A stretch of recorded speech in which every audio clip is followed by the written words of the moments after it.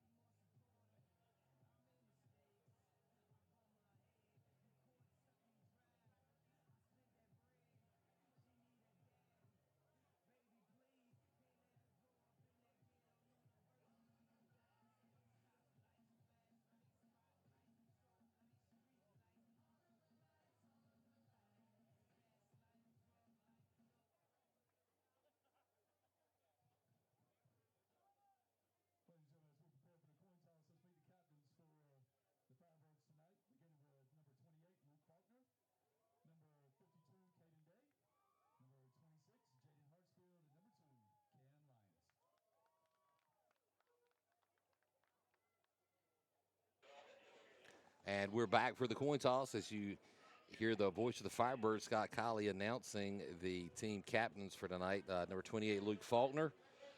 Number 52, Caden Day. Number 26, Jaden Hartsfield. And number 2, Cam Lyons. And the captains for Knightdale as they step across. You got number 1, Lyric Cooper. Lyric Cooper.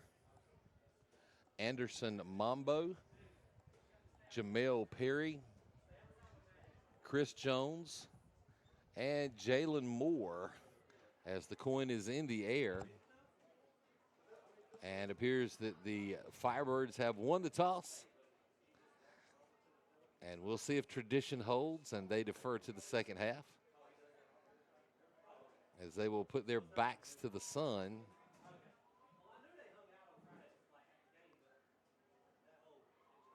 And they will defer to the second half. So Knightdale will have first possession, and Southern Nash will be on shortly to kick off.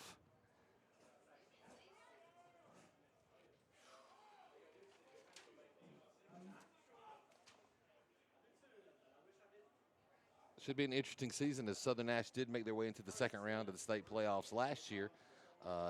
Some various injuries in that game, and they came up short against J.H. Rose. So hopefully better results this year as they look to go deep into the newly formed 5A playoffs. We'll be back with the opening kickoff in just a moment. This is Brent Cohn alongside Kenneth Fly on the Tar River Sports Network.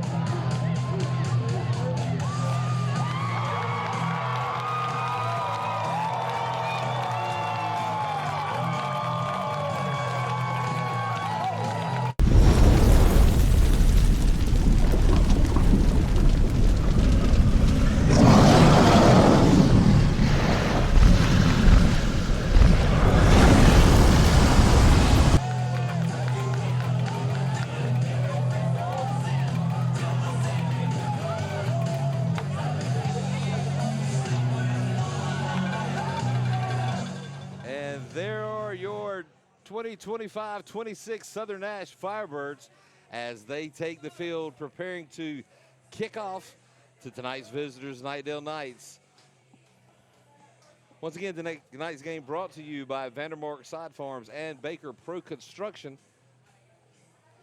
This is Brent Cohn alongside Kenneth Fly, and this is Firebird Friday Night Lights.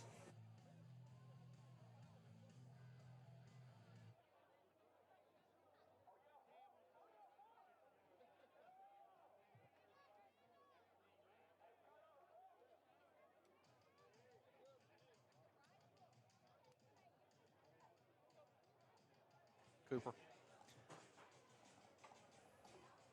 Senior Cooper Wheaton on for the opening kickoff for the Firebirds. Now, you know, traditionally, it's always been the 20-yard bloop-de-loop into the second line. We'll see if he lets Cooper unleash that leg and kick it deep, which we know he can do. Oh, yeah, he definitely can. Nope. Nope. It's high, and going to be a return on this. It's not down. Some room to run as he moves to the left. Runs into a red brick wall. Will be brought down at about the Knightdale 42-yard line. And that's where this game will get started as the Knightdale Knights take the field. I'm going to probably say their quarterback's number 5, Jamal Perry. He's out. Junior quarterback Jamel Perry.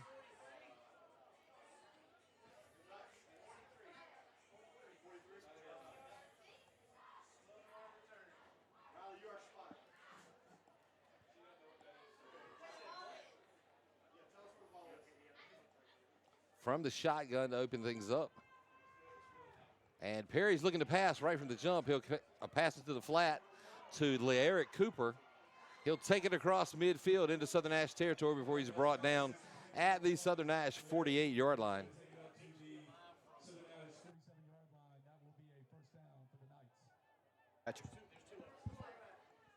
And that'll bring up 1st and 10.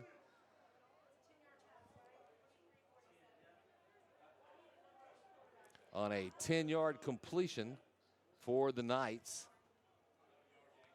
Again, from the shotgun. And this one will be handed off to Jalen Knight, and he is brought down at the line of scrimmage. Might have picked up a little bit on forward momentum. They're going to say no gain on the play. And that's a great play right there by Zion. And that ball was spotted at the 47. Testing 1, 2.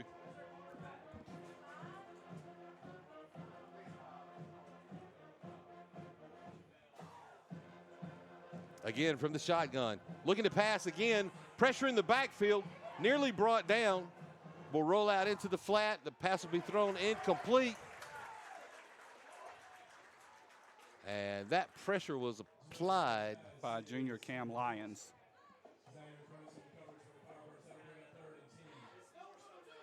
He had a chance. If it had a little bit more real estate, he could have possibly got an interception. He could have possibly got an interception, but it just ran out.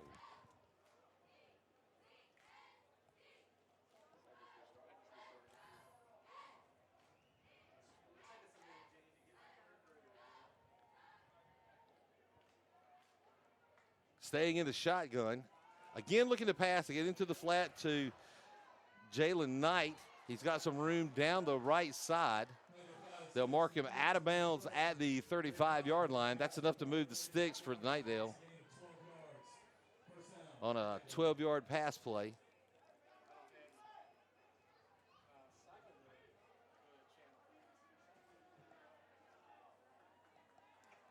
So again, Southern Nash, who has historically struggled with pass defense, 22 yards passing already, 23. Yep. And a pass across the middle. Somebody must have missed a route because they were not there. Pass thrown incomplete to bring up 2nd down and 10. Yeah, I'm not exactly sure what he was throwing to on there. I'm not sure what he was throwing to.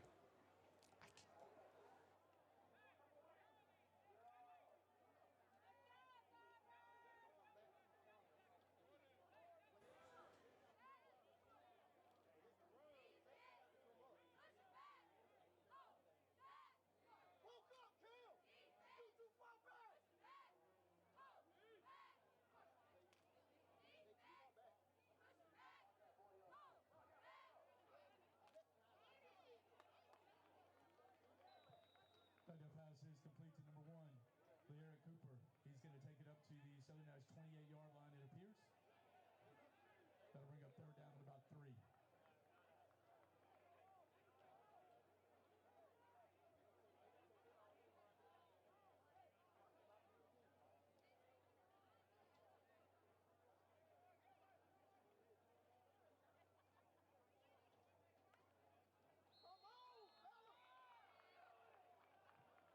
Penalty flag on the play, encroachment against the Firebirds is the call. That 5-yard penalty will result in a first down for the Knights.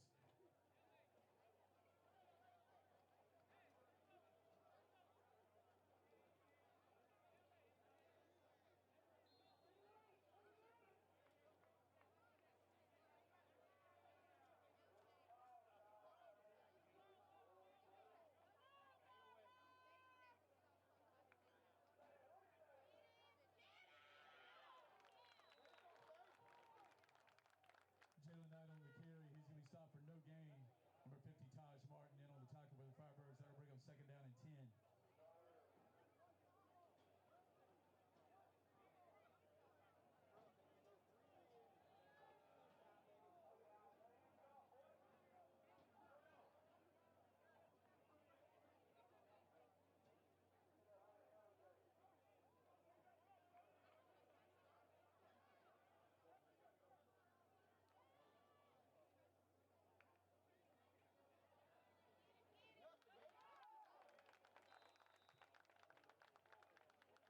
Number 9, Nias Miller on the carry. He's going to be stopped after a short gain. That'll bring up third down at about 8.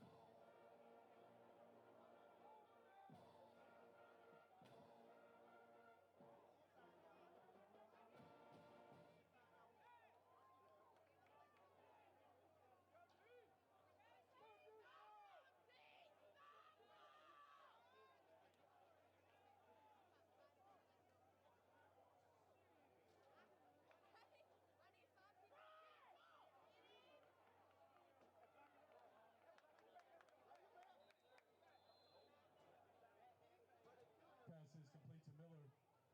Penalty flag on the play, however.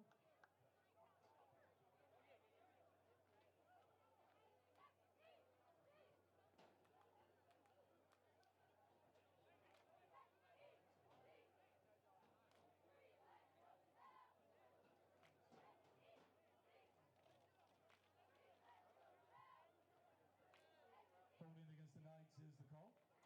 That 10-yard penalty will be from the spot of the foul, bring up third down.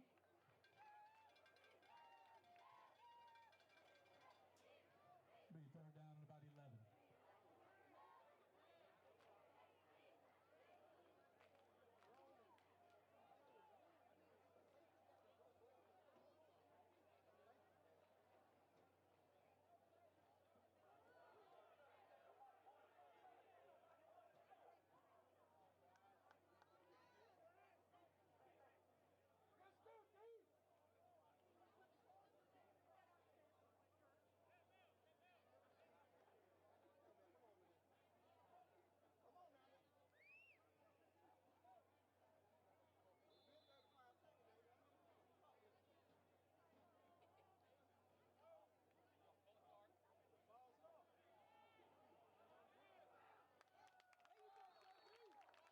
Knightdale pass intended for Cooper is incomplete.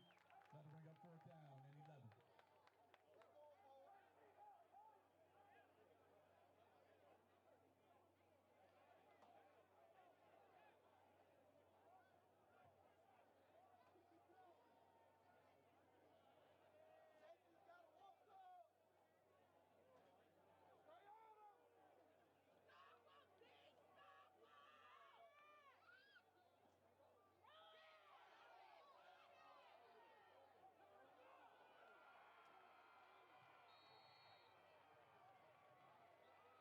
Perry's pass is complete to Eric Cooper. Touchdown, Knights.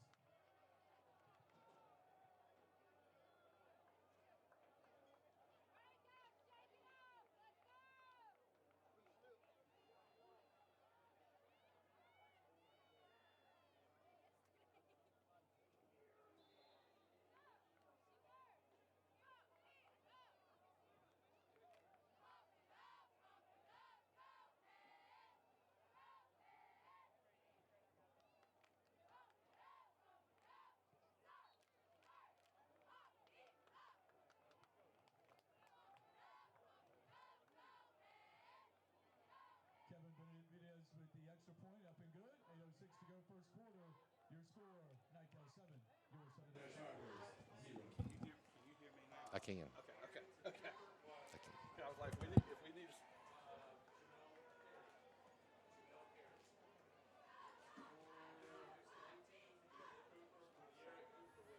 Okay.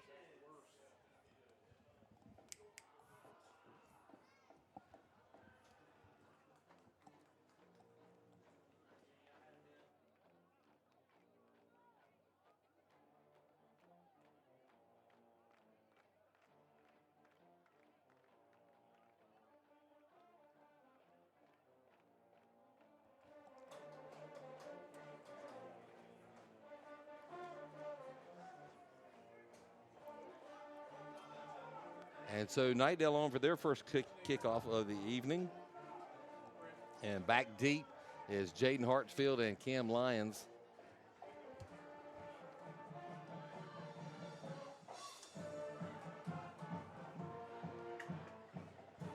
And handling the kicking duties for Knightdale,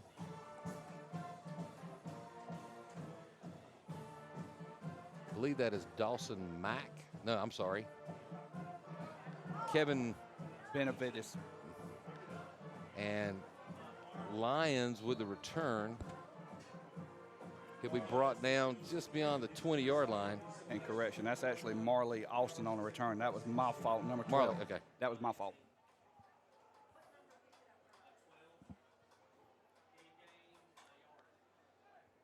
So a 1-yard return, and it'll be 1st and 10 Southern Nash from their own 22-yard line.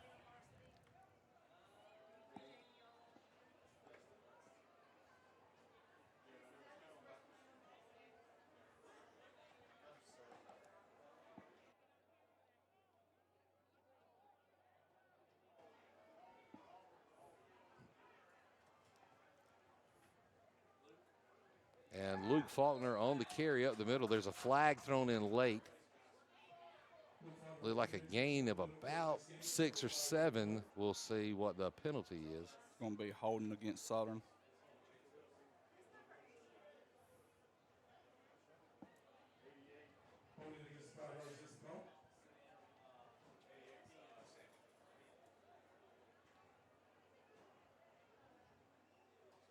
And they're changing that. It's actually a face mask penalty against the Firebirds. Okay. Okay, so correction. Is it? So if it's a face mask, it should be against Knightdale. Okay, face mask against Knightdale is the call. Against okay. Knightdale. Okay. So you can see why we were confused a moment ago. He initially pointed towards Southern Nash, but then he corrected. He said it was my bad. So 15-yard penalty, 1st down for Southern Nash. So that'll bring the ball up to the 42-yard line. So that was a spot foul. Yep. And a 15-yard penalty. Battle under center. He'll hand that off to Jaden Hartsfield. He'll take it across the 45 down to about the 46. Looks like that's where they're marking down. So a gain about 3 on the play. He's going to bring up 2nd down and 7 now for the Firebirds.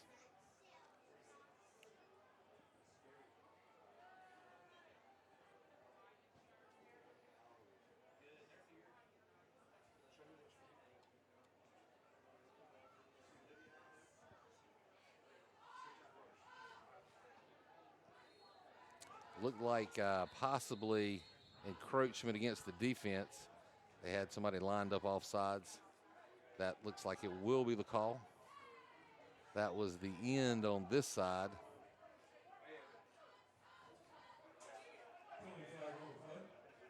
I believe that's going to be on Chris Jones, the edge. So the 5 yards will take it into Knightdale territory and bring up 2nd down and about 1 now for the Firebirds.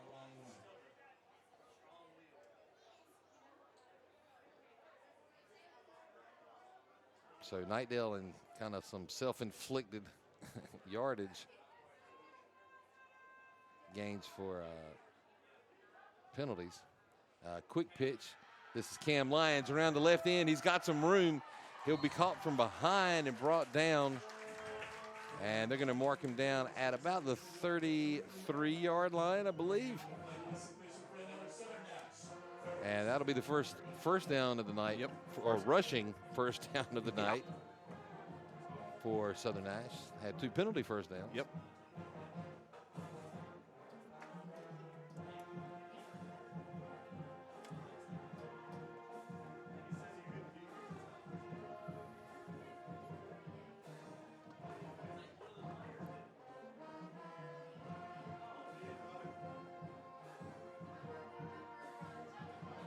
And J-Rock on the carry around the right end. He'll turn it back inside, get across the 25. So an 8-yard rush there by J-Rock can bring up second down and a short 2 now for the Firebirds.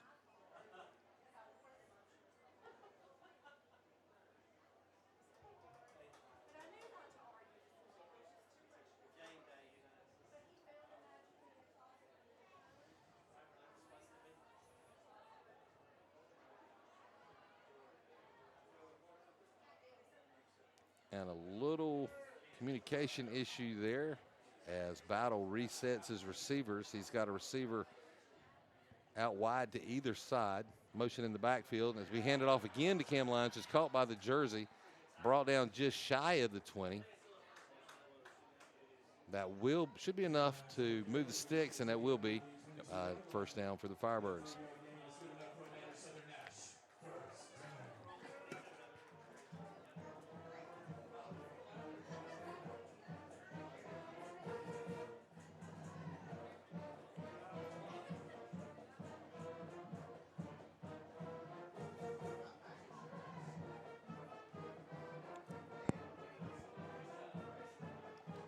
Battle under center. He'll look to pass this time. The pass is complete on a screen pass to, I believe that was Zaire Curtis. Oh, no, Jeremiah Battle. Jeremiah Battle. I'm sorry. Can't see that. I'm going to have to change back into my regular glasses, the sunglasses. So Jeremiah Battle with the completion reception. Bring up second down and about 2 again for the Firebirds. On Battle's first completed pass of the season.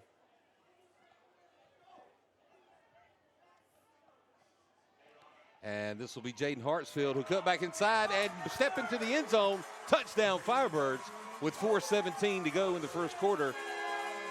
And it's 7-6 as the Firebirds will come on to attempt the extra point. We'll see if they go for 2. Battle started to step back on the field.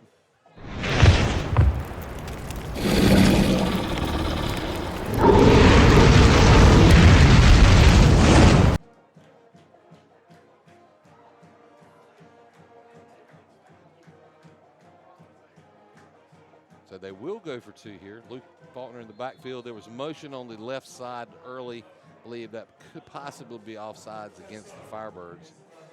And that'll bring on the kick unit.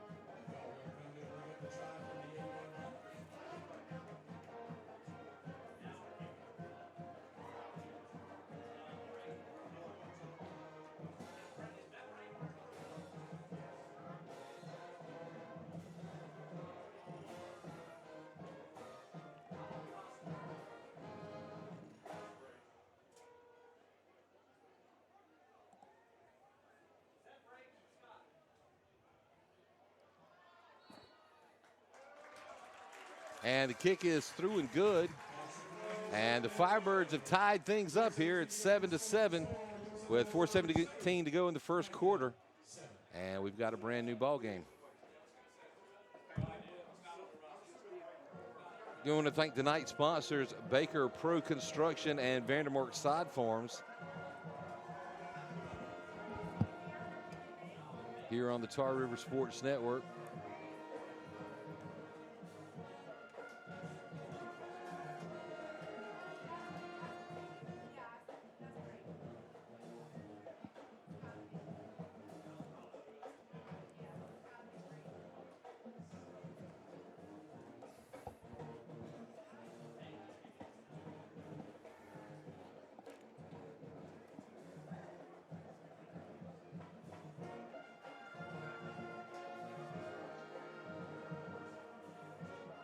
And I apologize when I get the kicker's name. My roster, I thought we had this great roster here for Southern Nash, and he was not on. So we can find out who the PAT kicker is. I even asked Scott Collin. He does not know. I do know the kicker here is number 30, Aiden Myers.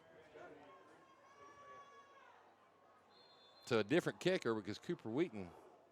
And this will be basically an onside kick. The ball's loose. Could be close. Southern Nash was there. They're signaling that they got the recovery. And we'll wait for the officials. It did go 10 yards. And Knightdale got it. They will come up with it.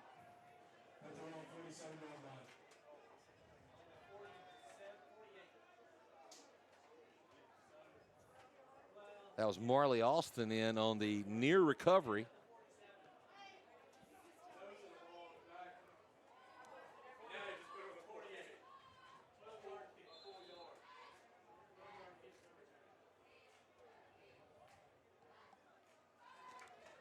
And Jamel Perry back on with the Knights. Tries to draw motion, does not. Has twins to either side. Lone back in the backfield alongside him. He's going to look to pass. He's looking to his right, to his left. And that'll be completed. They're going to call a catch. And it's inside Firebird territory, out of bounds at the 40-yard line. That was his right. I'm having a hard time figuring out right from left. Yeah, it was his right. Yeah. Had it right the first time.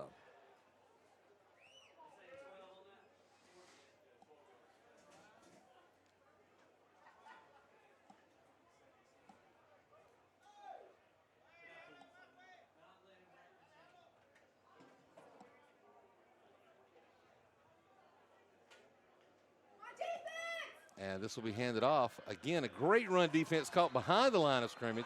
This ball is stripped away. Sounds like they're going to say it was blown dead with forward momentum before the strip occurred. That was Ontavius Riggins on the takeaway, who just muscled it out of his hands. So he lost a yard on it. So second down and 11. If Southern could tighten up this pass defense, the run defense has just been stout. Yeah.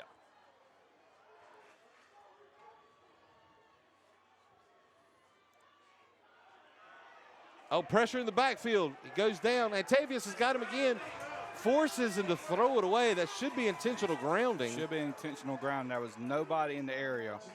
Antavius Riggins was on him hard, and he comes up with a limp.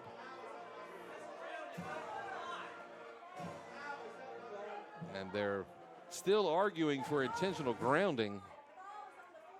And it looks like the officials are actually going to discuss it here.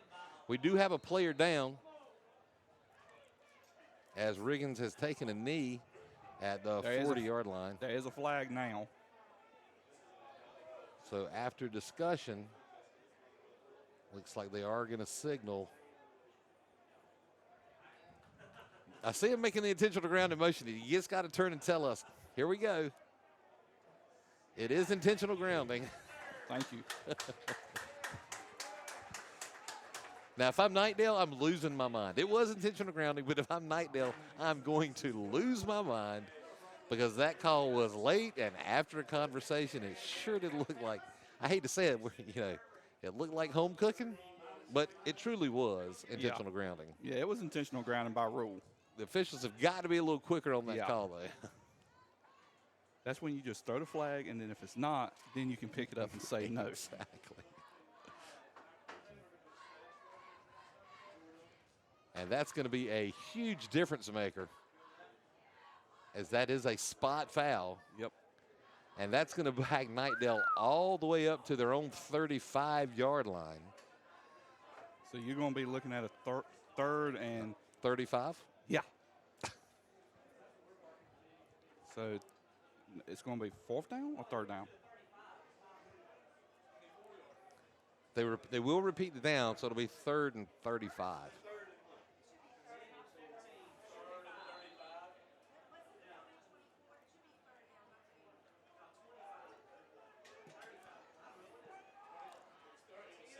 So a long ways to go.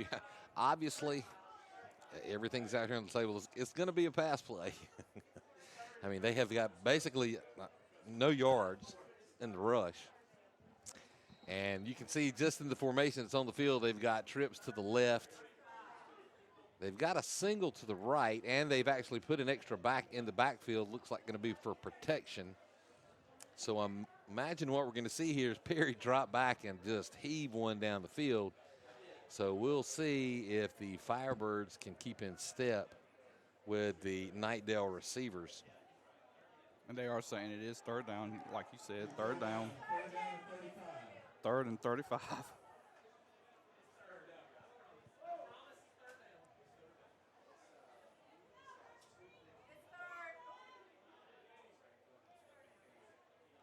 So the second back has cleared out. However,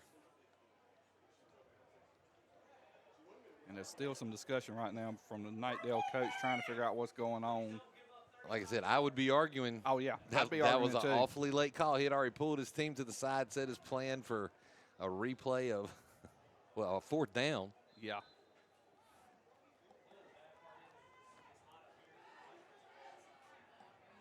So Perry in the backfield all by himself. He's got trips to the left, twins to the right, and a screen pass to Le'Eric Cooper. Oh, flea flicker. Got a man downfield. It's caught. I think the first pass was a forward pass. Yeah. No flags on the play. And it was Dawson Mack on the reception there. That's going to be a 35-yard pass completion because actually a 36. And we got a flag on the Southern Nash sideline warning against Southern. And they're asking for the forward pass. So a sideline warning has been issued against Coach Batchelor. And it's 1st and 10 for Knightdale, just inside the Southern Nash 30-yard line. Got 2 backs alongside, and this one, and he's going to keep it. A pitch. Still no gain on the play. And or maybe a small gain. Faulkner on the tackle. Maybe a yard and a half.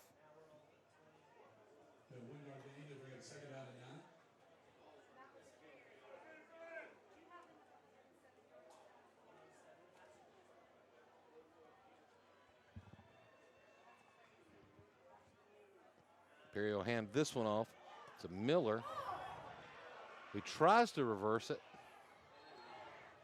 Still can't get anywhere.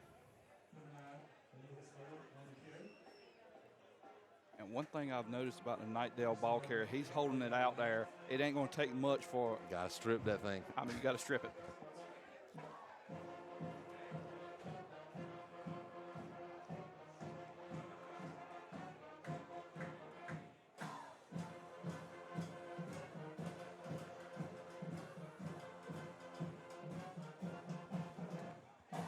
Just over 1:20 left in the first quarter. Knightdale on the move after a huge penalty and then a huge play from scrimmage. And it looks like Knightdale will use their first time out of the evening as the clock had ticked down to 1:19. And again, tonight's game sponsored to you, number one, by Vandermark Sod Farm. They are a year-round family natural grass operation serving eastern North Carolina for over 35 years. Eastern and Central North Carolina. Their mission has always been to be a premier provider of natural grass and sod products to the landscape industry, athletic fields, and commercial developments. They grow, harvest, and deliver 5 different types of natural grass, including 2 types of Bermuda fescue, St. Augustine, and zoysia grass. Contact Vandermark Farms at 252-437-1501 for your natural grass needs today. And interesting, with Mr. Belichick is now in Chapel Hill. You know, we've always kind of given Mac Brown the hard time because he changed it to turf. I'm not a Carolina fan, but Bill Belichick says, my boys are playing on natural grass. Yeah. So there you go. Yeah, we'll see how he does this season. When the coaching legend says grass is the way to go, yeah, there you go. 3rd down and 9 now for the Knights. Perry's going to look to pass. He's got receivers to his left and open in the end zone. And the ball was caught, and they're going to say it came out, it's incomplete. The ball hit the ground. So it looked like good defense there by Cam Lyons to knock the ball loose. And they both went up for it. And that's going to bring up 4th down and 9. That's actually the first fourth down of the night. Yeah.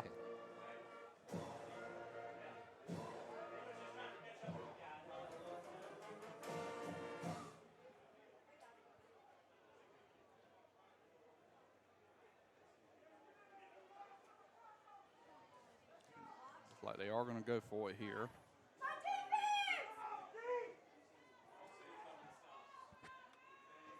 Looked like they were signaling almost like a false start. I don't know what that was. Perry from the shotgun. He's going to roll to his left. He's got a man open again in the end zone and batted away. Incomplete. And Knightdale will turn it over on downs. However, there is a flag on the play. Should be holding against Knightdale.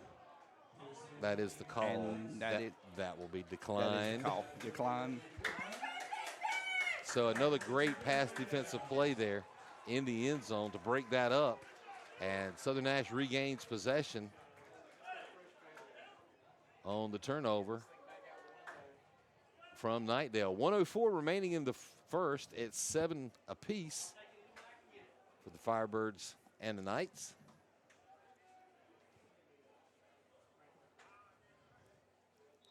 And we'll see if Coach Batchelor wants to go. Of course, last year when you had Mitchell.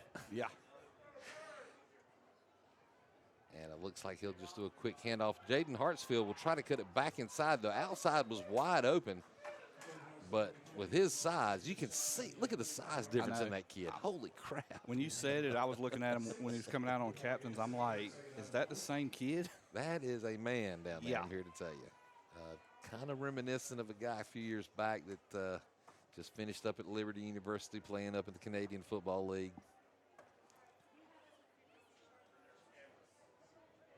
You know what I'm talking about, Yep. the beast, Quentin Cooley. This will be Cam Lyons, who'll look to the left. He got some room around the end, out close to midfield. Finally brought down at about the 48-yard line. So a nice gain on the play there. And it'll be a Firebird first down with 26.1 seconds remaining until they switch ends.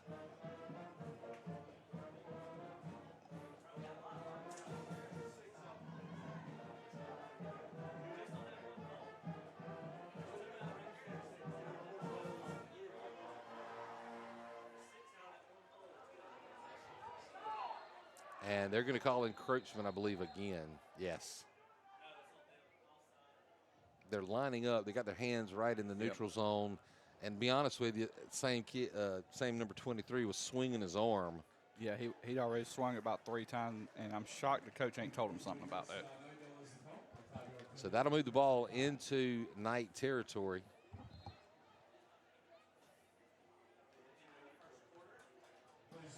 Be 1st and 5 now for the Firebirds, and that'll bring us to the end of the first quarter. Up on the Baker Pro Construction scoreboard. Sorry, I have been failing to call it the Baker Pro Construction scoreboard. Of course, change the name of the business there. Of course, Dan Baker and Sons, obviously, again, one of our sponsors this year. And they specialize in landscape drainage, erosion solutions, French drains, grading, swales, landscape repairs, rock, stone, or concrete. They have a high customer satisfaction rating, and they do both residential and commercial. And they've now added all kinds of other contract, as both Tanner and Landon have got their general contractors licenses. And so you just add to the list of everything they can do. Matter of fact, they were out at the house today for my mom and giving quotes on putting some asphalt down in the driveway. So thank you, Baker Pro Construction.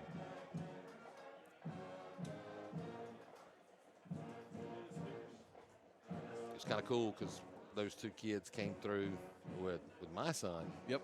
And to see them evolve into what they've done. And, you know, Dan has always been really easy on them, let him get away with things. And I'm being sarcastic when I say that, because I think they walked around with his foot about halfway up their backside. but it paid off. And a good future for those boys. Flag again, and it's going to be encroachment again as Knightdale continues to line up off sides. So the second quarter will start the same as the first quarter ended in a move that sticks, or move the marker 5 yards, and this one will move the sticks.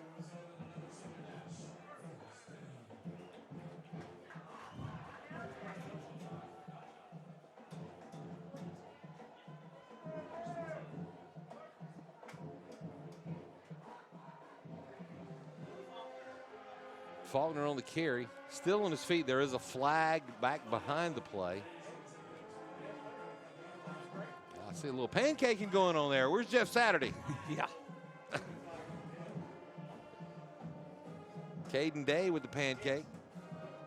Hey, play still going on. They're going to call penalties for that this year for pancaking, but the play was still active. Shot block against Southern is the call. Yeah, it's not a pancake, but.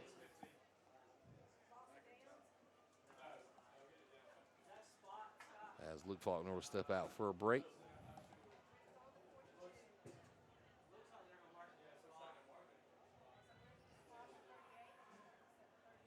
So it will be a spot foul again.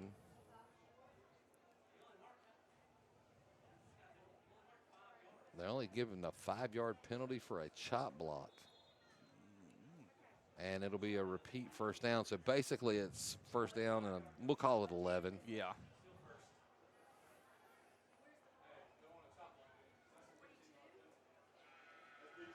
And a nice handoff, and around the left end, wide open, all the way to the end zone. Touchdown, Southern Nash. J-Rock. I don't think that was J-Rock.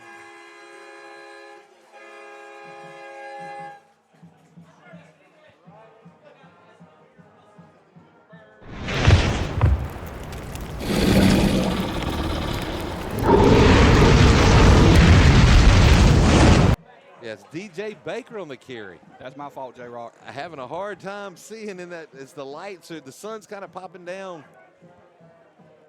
And they were So going away DJ from us. Baker on the carry.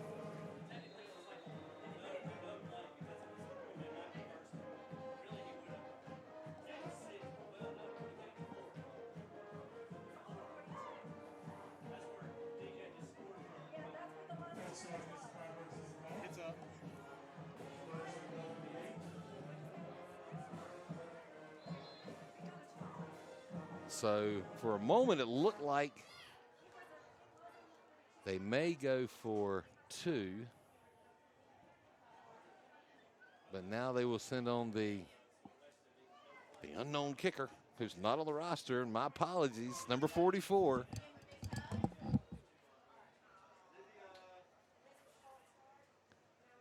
And that's blocked. And no good, so that'll hold the score at 13 with a 6-point lead for the Firebirds. With the second quarter just underway, 11:43 remaining up with the Baker Pro Construction scoreboard.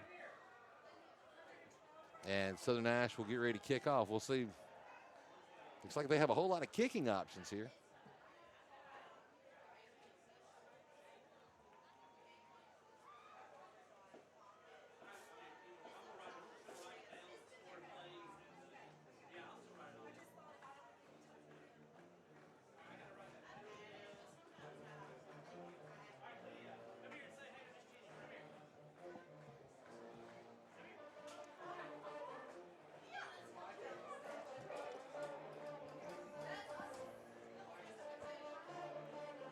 Check.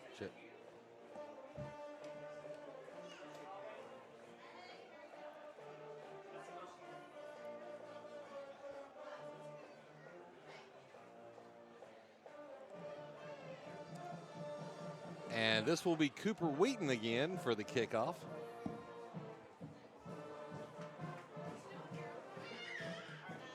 And it looks to be set for an onside kick.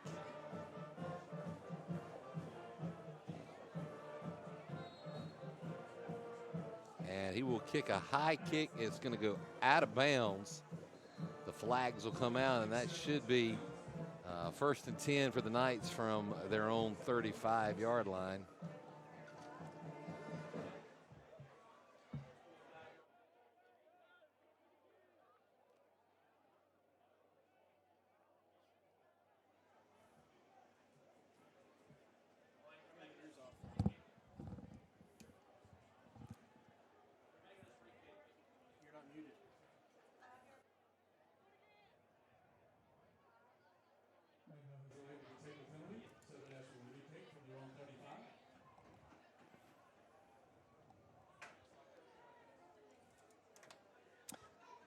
So we have a name for the kicker. that was Braden Wales. Thank you for getting that clarified.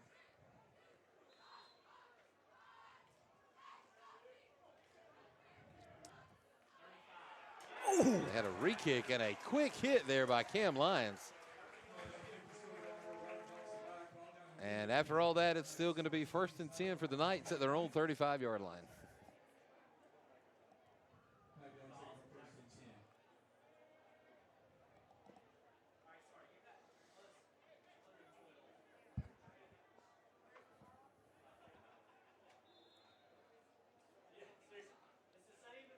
So it was interesting before the game, just kind of looking down and seeing some of the alumni come into the game. There's two from the first Southern Nash team back in the 1990-1991 season that went to the Eastern Championship. You've got Adam Edwards and Todd Faulkner both here in attendance. Of course, Todd's youngest son, Luke, is on the field.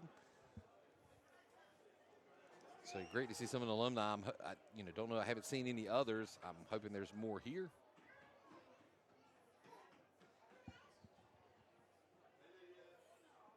As that really was the start of a great Firebird traditional kind of legacy, with Coach Faircloth starting that, Coach Davis picking up the ball, taking it from there, and of course Brian Foster and now Brian Batchelor.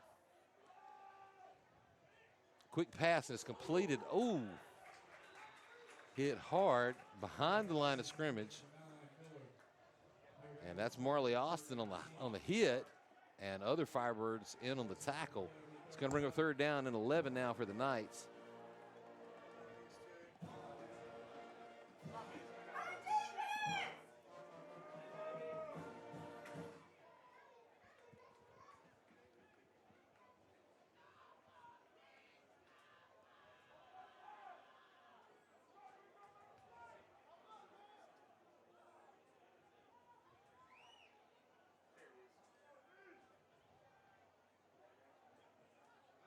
Perry from the shotgun, movement, flags will come out.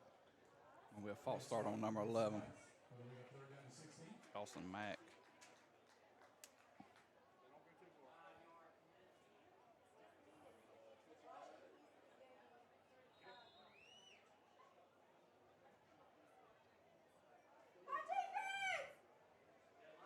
The penalties have really just brutalized the Knights tonight. They've kind of been their own worst enemy when it comes to that. That's something they'll have to figure out as the season progresses. Perry from the shotgun, no flags thrown this time. There was movement.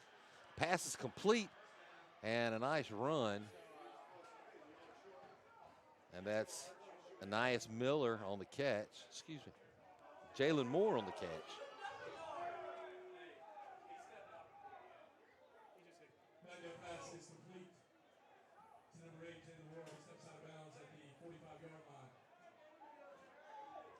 And that actually was just short of the first down. Now they're giving it a first down.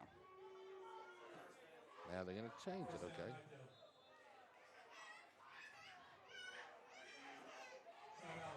And Southern Nash Coach Batchelor will use their first timeout of the night.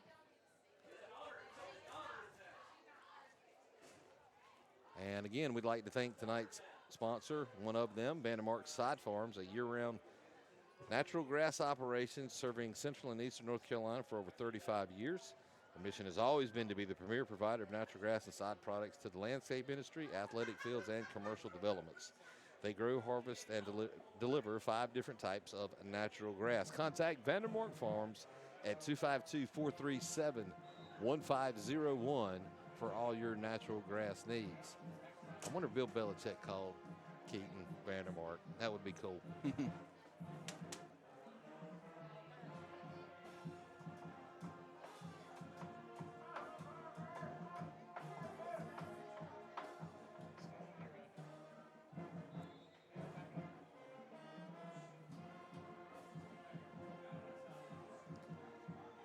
So 1st and 10 for the Knights on their own 45-yard line.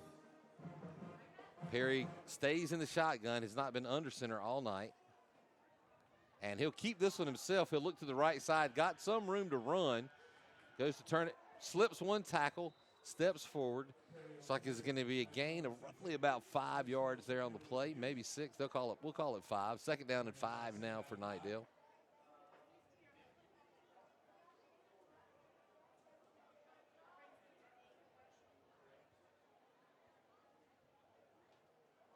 That may be, I think that was their longest run play of the night so far, and that was on a quarterback keeper and a design play at that. Yeah. Got twins to the left, single back to the right. Some movement, no flags. Reset here.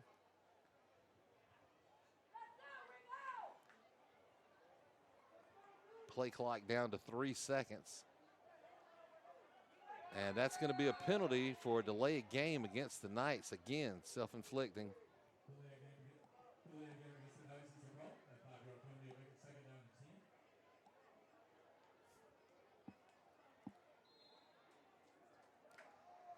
And that'll make it 2nd down and 10. So that just took Perry's run away.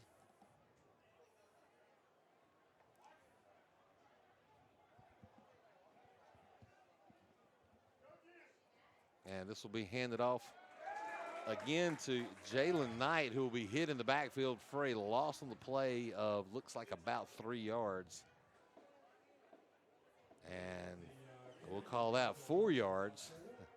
So that's going to bring up 3rd down and 14 as the Firebird defense is starting to find its way.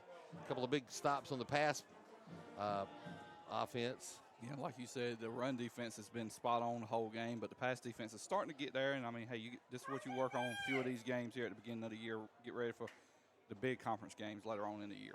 So hopefully we didn't jinx them, because obviously they're getting ready to air this out. Twins left, single right.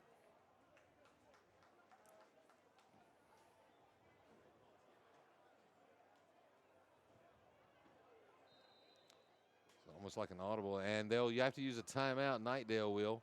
Their 2nd timeout of the evening. And we'll recognize Baker Pro Construction during this timeout, the sponsor for this year's scoreboard, as they have transformed from landscaping and now are in the full construction business. I was talking to Landon today.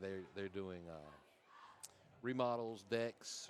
I think he mentioned some of that had a roofing job, some porches. I think pretty much they can do it all. Kind of turned into almost like a one-stop shop at Baker Pro Construction. I think Dan has this dream of him riding around in a truck using the phone and barking orders. I mean, he's invested. He got to enjoy the fruits of his labor. We had that conversation today.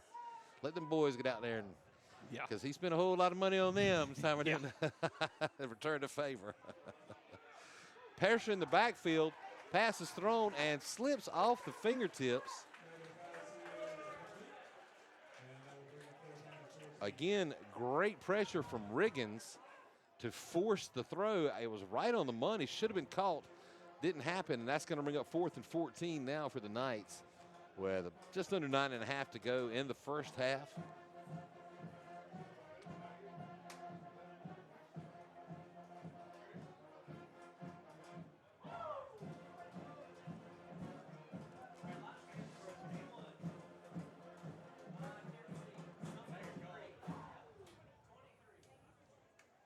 play clock is running.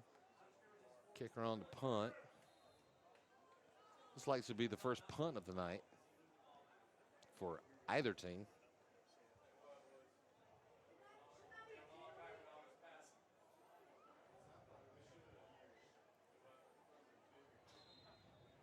It's like some type of official timeout. They reset the play clock.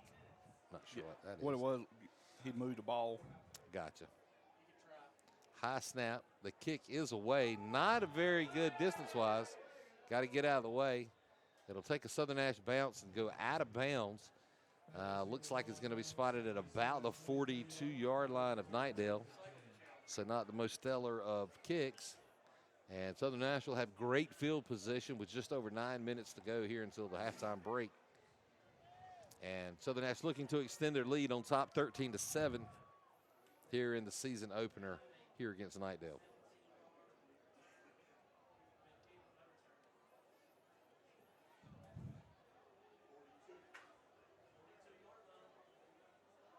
You know, we've only seen one pass play so far from Battle, and it was a completion from Isaiah Battle to Jeremiah Battle.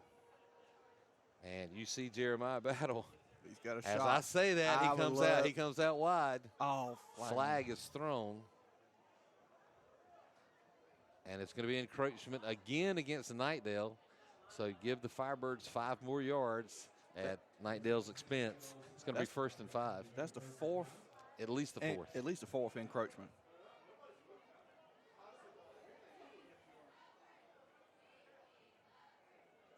And yeah, that's the thing. It's not movement. They're lining up in the neutral zone. Yep. So he kind of showed his hand when sending Jeremiah about, and he'll send him again. Why not? Let's go for it. Oh, wow. He does have a receiver to the left as well. Jeremiah about a wide right, and he's going to hand this off. And that, I believe, is Jaden Hartsfield, and he'll slip and go down as he lost his footing. Going to bring up 2nd down and about 4 now for the Firebirds. Got to make the cleats a little bit sharper.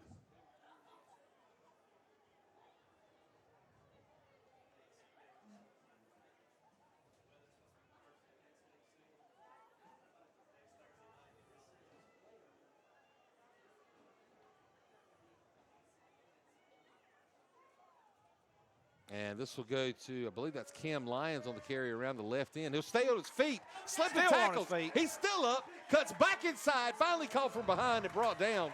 Wow. And that was a lot of yards after contact for the junior Cam Lyons. So 29-yard run, but after, like, 20 of those was after contact, at least. So that'll bring up 1st and 10 now for the Firebirds, just outside the Knightdale 20. And this will be handed off to J-Rock. He tries to find room around the right end. Flag will be thrown in as Hartfield cuts back in. Gained enough to get down close to the 1st down marker, but it looks like this penalty may be against the Firebirds. Holding against Southern Nash is the call.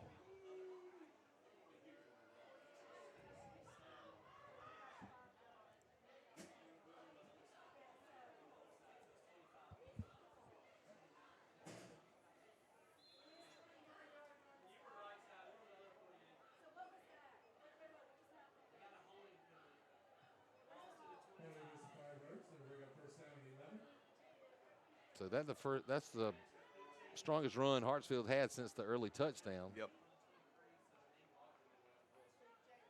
And the ball comes loose. It's picked up and comes loose again. Finally recovered by DJ Baker. But another big loss on the play for the Firebirds on the mishandled ball.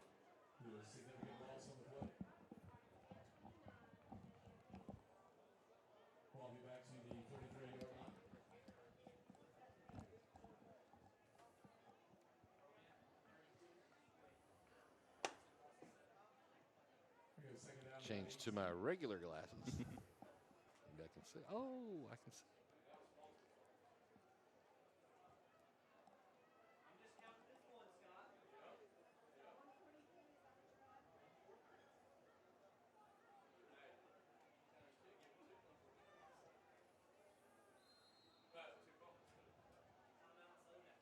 So we'll let the play clock run down, and Coach Batchelor will use the second timeout of the first half. And so a quick break there will again let us recognize Vandermark Sod Farms, natural grass operation serving eastern and central North Carolina for 35 plus years. Their mission has always been to provide our natural grass and sod products to the landscape industry, athletic fields, and commercial developments. Contact Vandermark Sod Farms at 252-437-1501 for all of your natural grass needs. And it's not just Carolina and Bill Belichick. A lot of the Division I schools are now wanting to go back to grass because of the injuries. Yep. And there's some chemical that's in that in the turf that is causing some issues. I know WITN down in Greenville, North Carolina, carried a big story on turf grass and the issues that it created. So there again, a lot of Division I schools, some of your small schools, obviously North Carolina Wesleyan and Rocky Mount, where Southern Nash did have to play a game last year due to field conditions. They still have turf, but a lot of your big schools are going back to natural grass. Battle under center. And a reverse flag is thrown. It's going to be a false start against the Firebirds. So now they're starting to inflict pain on themselves, much as Knightdale has done during the game. The penalties moving back, got down into great field position inside into the red zone on a run by Hartsfield that was called back for a holding, and it's now backed up even further. And you've got second down and a lot, about 24.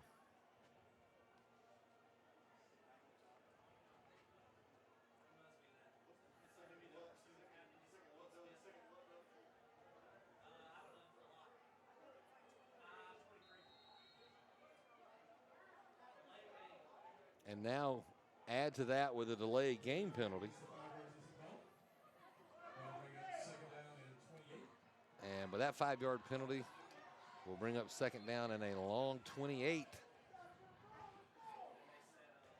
As we have just moved under 7 minutes to go here in the half. So a lot of early season jitters and mistakes and things like that. Yeah, and it's the first time a lot of players are playing in new positions and everything here, so they're still trying to work everything out. And this will be Luke Faulkner on the carry. He'll take it across the 40 down to the 39-yard line for a short gain. Still a long ways to go. It's going to bring up third down and a lot. So you got to wonder here, are you going to go ahead and show your hand? I know there's a lot of offensive schemes and things that have been put in the works and getting ready for the season. You don't want to show your hand, obviously, season opener and non-conference game. You want to kind of keep some things to yourself. And we're seeing a very traditional Southern Nash run attack. And a reverse here. Cam Lyons slips through, finds his way. He'll reverse the field. The ball comes out. And I believe Knightdale may have recovered this one. We'll see. And it was recovered by Knightdale. So our first turnover the old-fashioned way. We had the turnover on downs earlier by the Knights. But this will be Southern Nash's first turnover on the fumble. And it'll be first and 10, Knightdale from their own 36-yard line. Just over 6 minutes to go to the break. So plenty of time for them to get something going. Southern Nash defense held them pretty well on their last offensive possession. Looks like they're trying to make Southern Nash jump, not happening. Got twins to either side. Lone back in the backfield alongside Perry. And he's going to look to pass straight up the middle. Oh, dropped pass. He had it in his hands. Wide open. The pass was thrown a little low, but very catchable. the intended receiver was Zayshawn Bennett. He had to come back to it, but very catchable. And had he caught that and turned around, I'm not so sure that it wouldn't have been glory bound down there. Yeah. And we'd be looking at a tie ball game.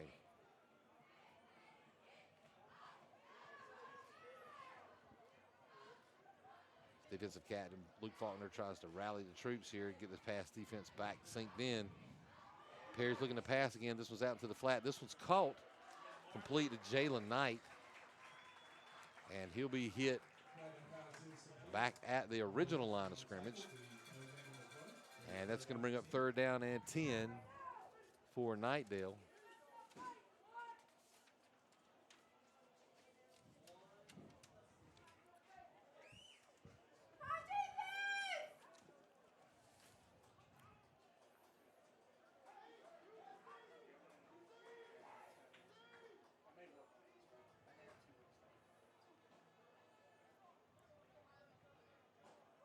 Again, trying to draw some offsides from the Firebirds. Firebirds doing a great job of holding that.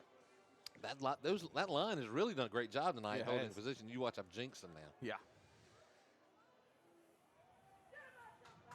Perry back to pass. Some pressure coming.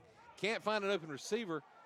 Defender steps off and leaves Dawson Mack wide open, but the pass is overthrown. Actually, pretty much a lucky break there for the Firebirds. Yeah, it was. The pass defenders have got to hold their position. Yeah, they do. I know that looks awfully enticing to stop that run for the quarterback, but he's not past that line of scrimmage, and you got a man you're covering. You got to stick with him, or at least look for the switch. Either way, it's an incomplete pass, and it's going to be 4th, and we'll call it 11 now as the punt unit is back on for Knightdale. It's ironic, we've seen 3 different kickers for Southern Nash, and they have not punted. I know. I jinxed them. Yeah. I don't know. It looks like somebody in the offensive line may have moved. That's what I thought.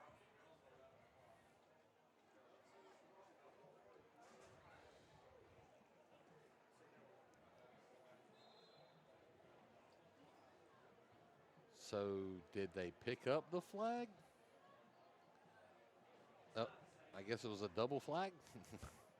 And it's blocked. I believe that was Faulkner on the block, and it's going to be a scoop. Oh, not quite. Faulkner with a block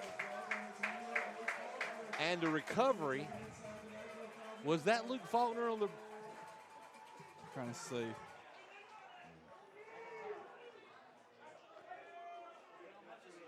It was, and he is asking to step out as we see a limp. Very reminiscent of last year's playoffs. Yep.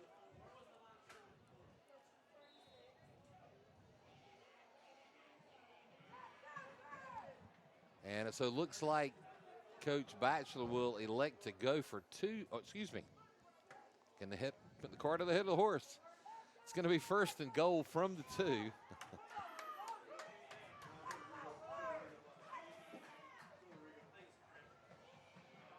And J-Rock will bull through the line for his 2nd touchdown of the night.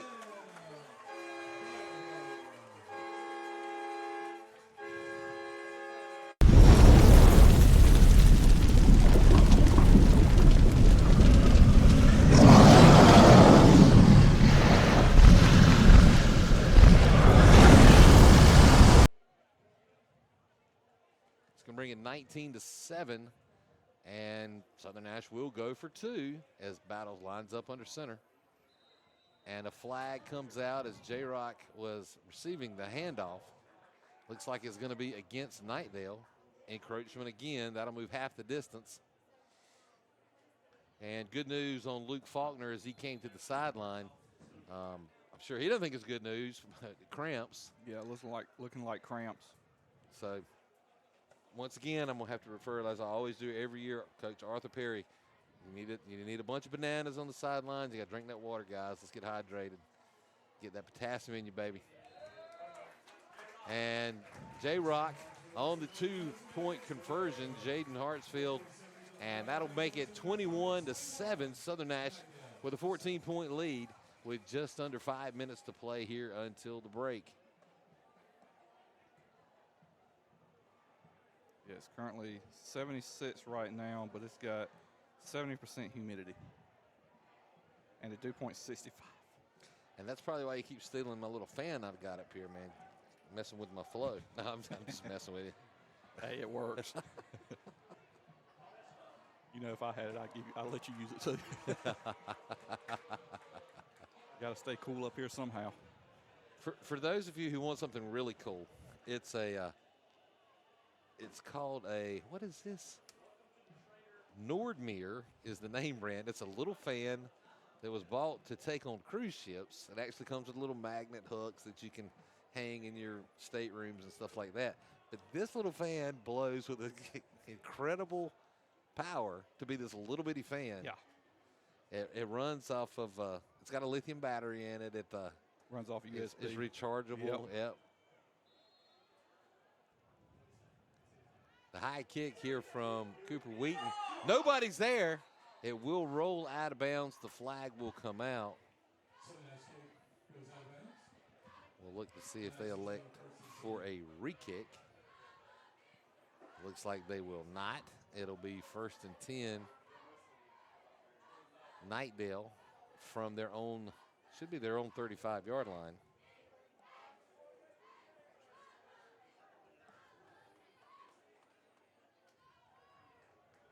Oh, let's make it the 40-yard line, okay.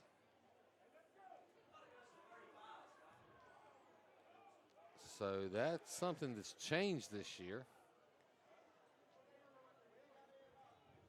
Now or there again, maybe it hasn't. Yeah.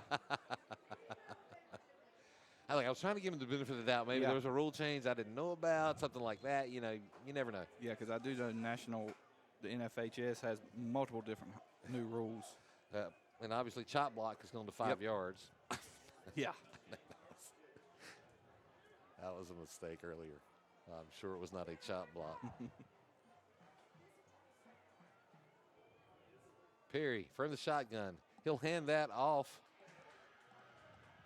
to Knight, who's going to get stopped way in the backfield, gets nowhere. Again, the Southern Nash defense was way into the backfield. They're going to give him forward motion. It looked to be a lot worse than that, but it's going to bring up 2nd down and 12 now for the Knights.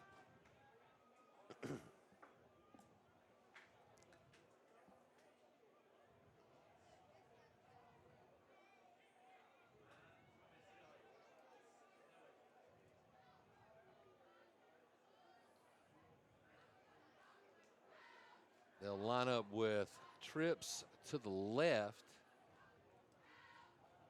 And he'll go in that direction and basically throws it into nowhere land. There was nobody even on that route. I see the receiver. It's like Zayshawn Bennett was signaling that he missed his route. I think it was supposed to be a little bit deeper, and the ball got there, and nobody was there where they were supposed to be. So that's going to bring up 3rd down and 12 now for the Knights.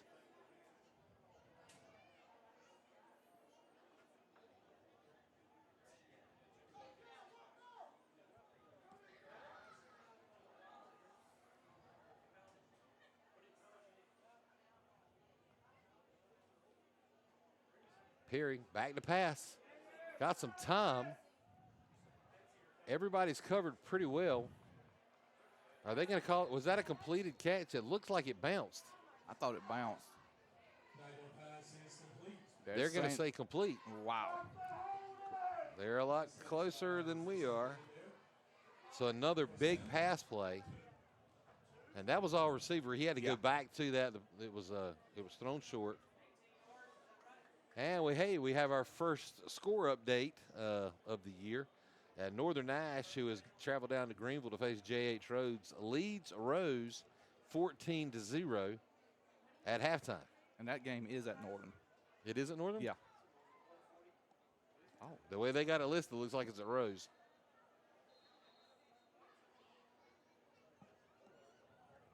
So timeout has been called. Can't tell if that's an official timeout. I haven't seen this signaled for either team. They're calling it back onto the field. So it'll be 1st and 10 for the Knights, 3:34 remaining. And Tarboro leading Rocky Mount 13-9. Wow. And I believe that is at halftime. That game's turning up to be a lot closer. A lot closer than expert thinks. Yeah. I think high school OT had Tarboro at number 1 in the East, all classifications. Of course, they had Northern Nash at 4 and Southern Nash at 5.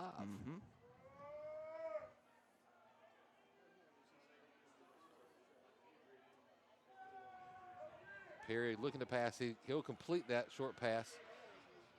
Going to pick up about 8 yards after the catch, right down at first down territory for the Knights inside the Southern Nash 40-yard line.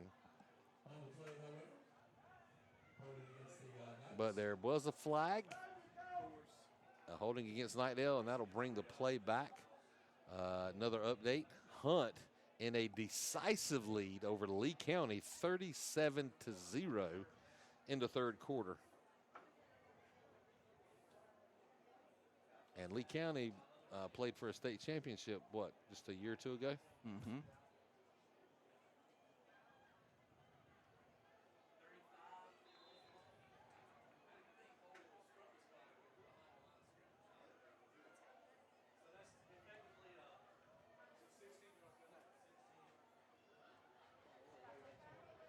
So the long penalty, it's 1st and it's like 25. James Keenan over Southern Wayne 42-0. Of course, Southern Wayne new to our conference, but we also play James Keenan next week. I believe that's correct.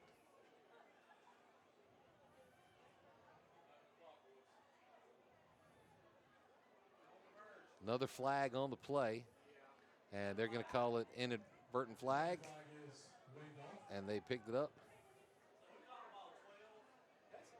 So the pass was completed to, I believe it was Knight. So that'll get 10 of them back, and it's now 2nd and 15.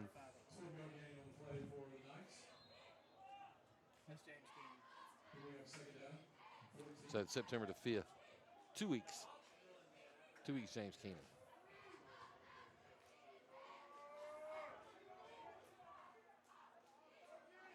Perry again back to pass. Back across the middle to the line of scrimmage. Again completed to Jalen Knight. He'll pick up 2 or 3 yards on the tackle, the sling tackle. And that's going to bring up 3rd down and 5 now for the Knights, as we pass 2.5 minutes to go here in the first half. Knightdale looking to get some of that score back before the break as they trail Southern Nash by 14 here in Stanhope.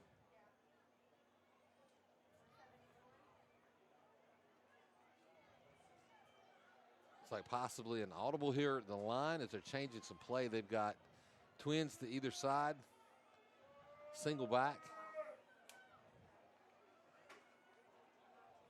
Play clock down to 5 seconds. They'll get the snap away. It's high. Perry will try to keep it for himself. He'll be hit at the line of scrimmage and stopped right there. Might have picked up a half a yard or so.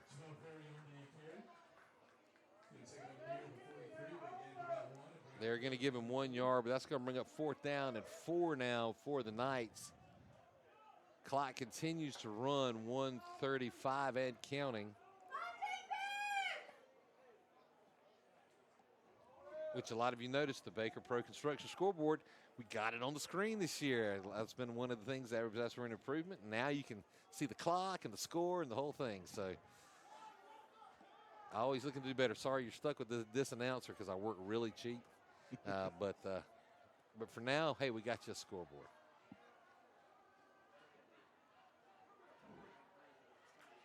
Completed pass across the middle is good for a 1st down. Still on his feet, and a lot extra for LeEric Cooper, who has been the number 1 receiver tonight as far as yards gained and pass completions. And that's going to be first down and 10 for the Knights inside the 25-yard line of Southern Nash. First trip back into Southern Nash territory in quite some time without being brought back by a penalty.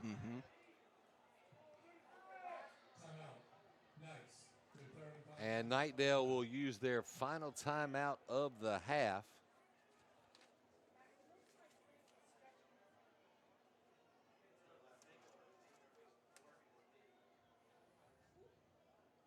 And again, we'd like to recognize our sponsors here on the Tar River Sports Network. Vandermark Side Farms, a year-round natural grass operation serving central and eastern North Carolina. For all your natural grass needs, contact Vandermark Farms at 252-437-1501. And, of course, Baker Professional Construction.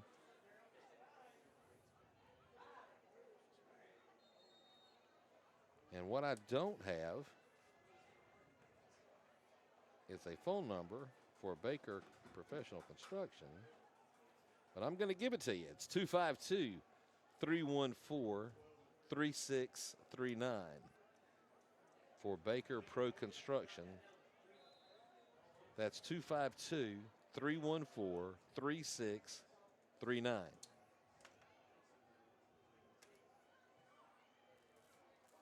First and 10 now for the Knights. And a pass play into the end zone. Turned around, and they're going to throw a flag in the end zone.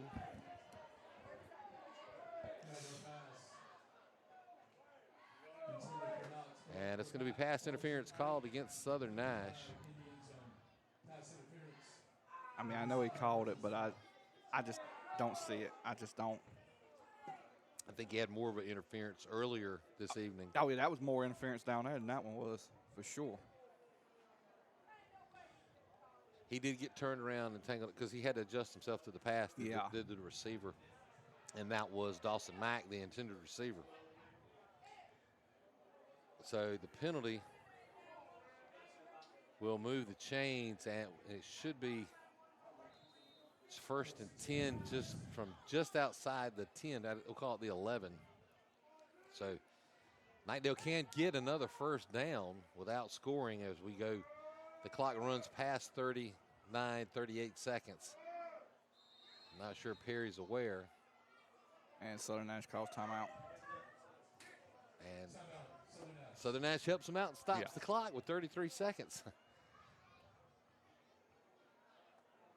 And that'll be the final timeout of the half for Southern Nash. And so both teams have exhausted all their timeouts. So we're going to get some live play here when we resume.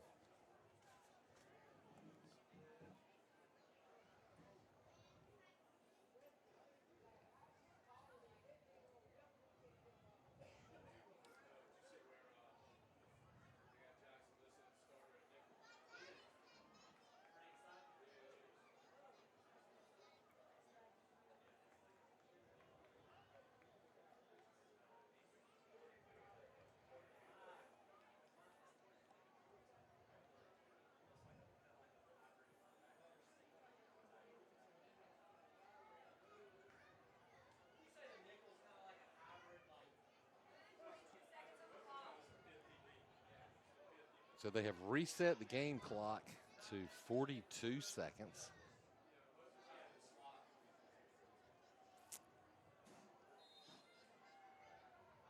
So Southern called timeout and then gave him some time back. Yeah, I know. Perry from the gun keeps this one for himself on a design play. Looks up the middle. He's caught at the line of scrimmage. Might have gained a yard or two. Brought down from behind. That's Josiah Van Dunk on the tackle. So no huddle here. 20 seconds to go. A flag is thrown. Encroachment is going to be called. Wow. There was a knee taken to stop the clock, but the penalty will override that. There's going to be 17 seconds left. That's going to move, should be half the distance to the goal line. No, it's 5 yards. Yeah, 5 yards.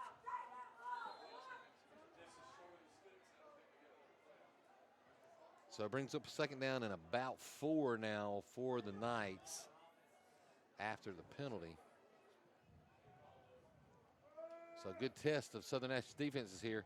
As Perry looks to pass, he's got some pressure, throws it across the middle. Batted, tipped, knocked down, incomplete across the middle. Definitely a forced throw, as there is a Firebird player down on the field again. And it is definitely a cramp. And I believe that is Zion Odom. And you can tell by the duck walk that it looks like it's in that right shin or right calf.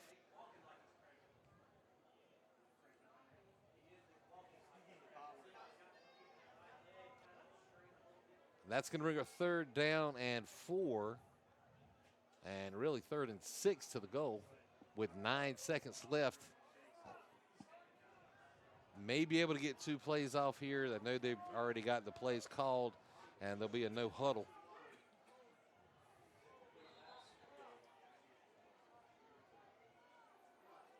But they're going to run 3 receivers to the right, a single receiver to the left. And motion on the right side from the receivers. And they're going to say encroachment on Southern Nash. And the ball's outside of the 5. That's a 5-yard penalty. That's going to be a 1st down. Nope, they're going to do half the distance.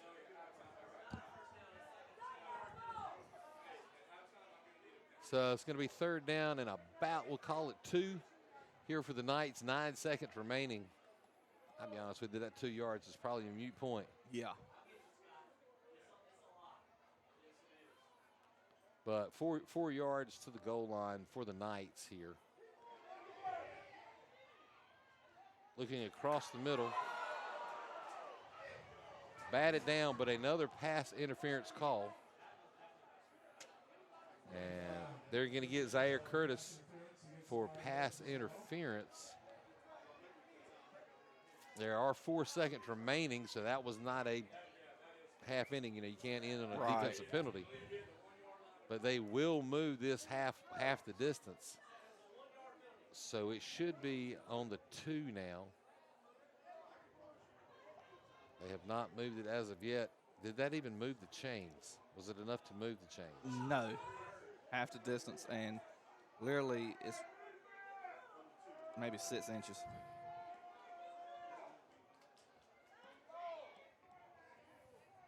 Four seconds remaining.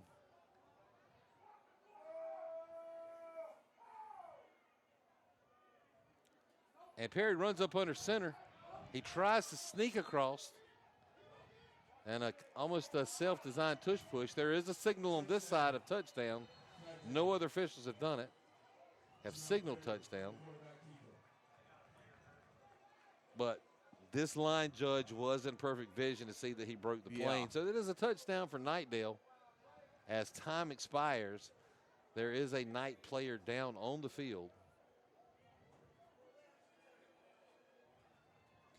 And again, it looks like it's going to be cramps as they're out there trying to loosen up those calves. I'm telling you, man, Arthur Perry, where are you? We need some bananas out here, big boy.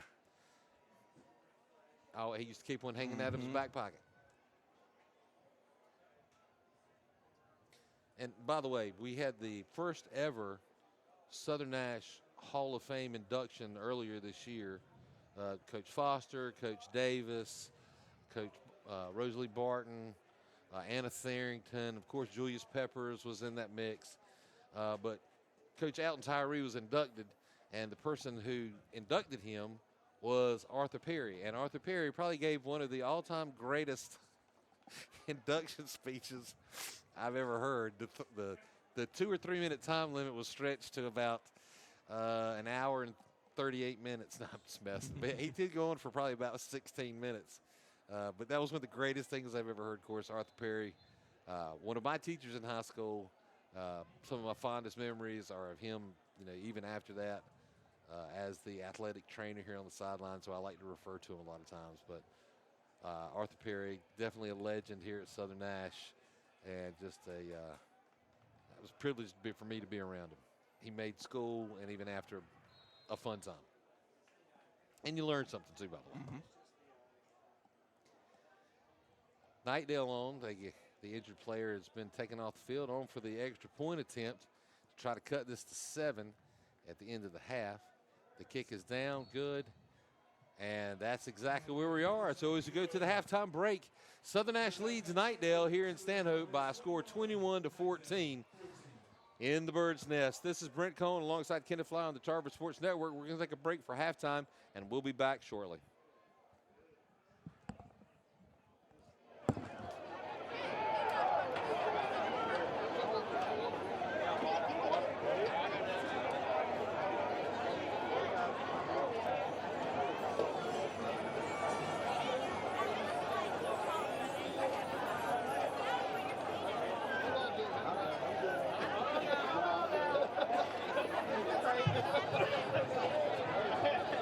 Please welcome to the field your Southern Nash High School Marching Firebirds. The Marching Firebirds are under the direction of Mr. Matthew Ray. Their other instructors are Matthew Visit and Flora Ray of Visual, Ron Howell, Jimmy Smith, and Stepan Barsky Music. Taylor Miller Percussion, and Alyssa Halpern, Color Guard. Student leaders are Emily Rodriguez, Drum Major, Dimitri Braxton, Hornline Captain, Annie Pullen, Woodwind Captain, Rebecca Davis, High Brass Captain, Noah Johnson, Low Brass Captain, Maria Nava, Percussion Captain, Cherish Dunstan, Drumline Captain, and Janiyah Silver, Guard Captain. Tonight the band will be performing the first half of their 2025 production entitled Going Out of Style for the first time in Firebird Stadium.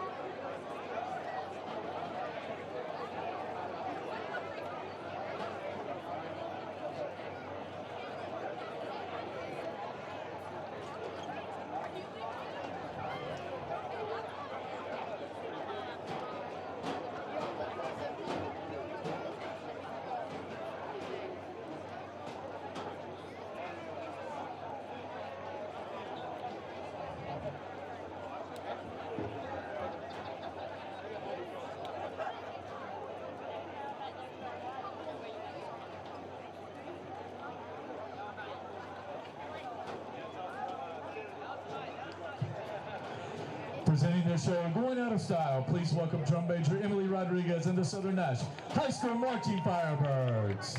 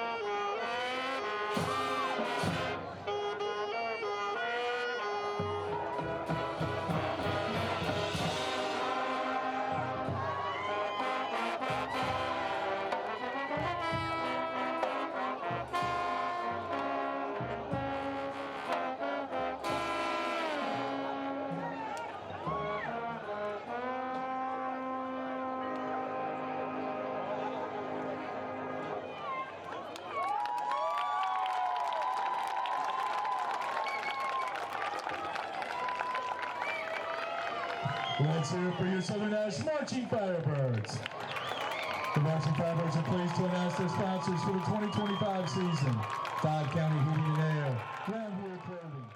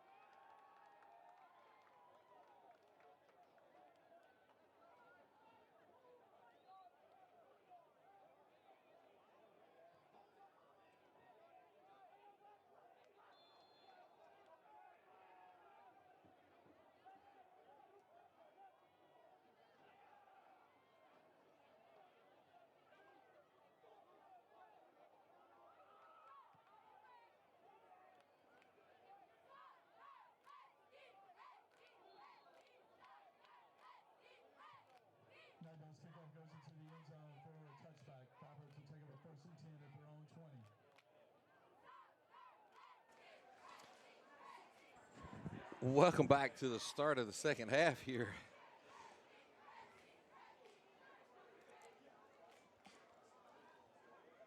Sorry for the delay. Of course, as we know, Southern Nash won the coin toss and deferred to the second half, so they get first possession. And it'll be 1st and 10 for Southern Nash from their own 20-yard line.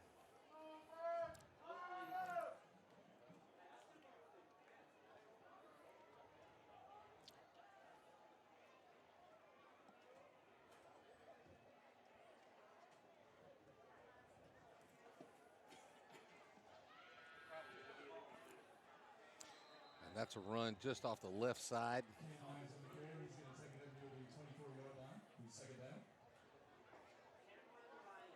I believe that was Cam Lyons on the carry. Yep, it was Cam. Pickup of, we'll call it 3, make it 2nd down and 7.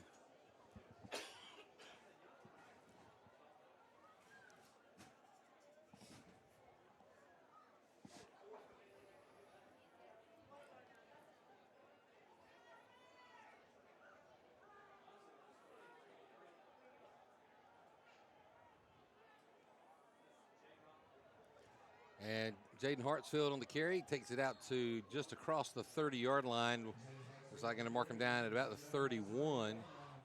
That's going to be enough to move the sticks for Southern Nash. And it'll be 1st and 10 Firebirds from their own 31-yard line. And I do see here where Luke Faulkner is back in here, and we did have Southern Nash had 12 penalties in the first half, I just heard.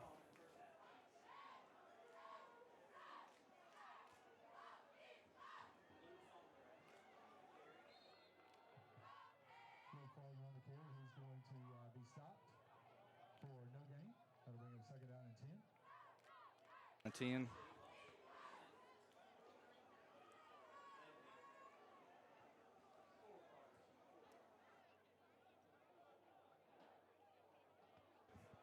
Try to work this out here so I can hear Kenneth in the headset.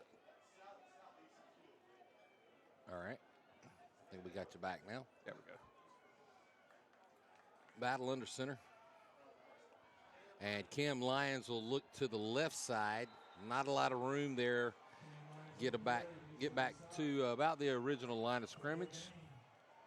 That'll bring up 3rd down. Someone has got someone down. That might be Cam.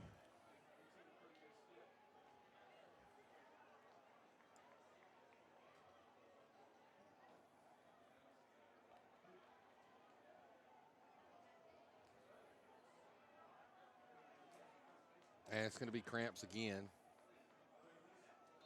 One of them things when the humidity is this high and the temperature is, it's always first week of August. It's always going to be conditioning and everything because, you know, there's so many rules about practicing. You can't practice with so many with the temperature and everything. It's always rough here on the first week of the regular season. Welcome to August in North Carolina. Yep. If you don't like the weather, stick around a few days. It'll change.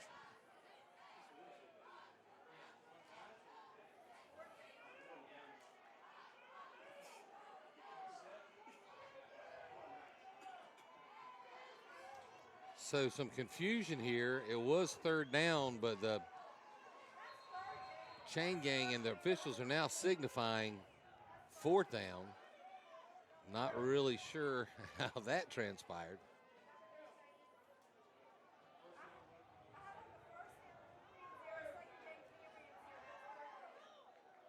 Discussion here amongst the officials.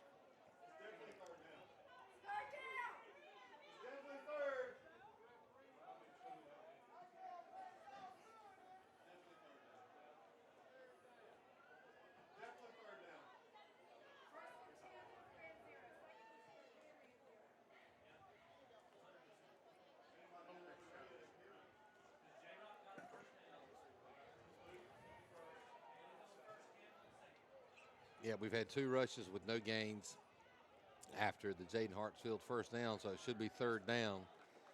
And they're going to get that fixed. They are correct, and it is third down.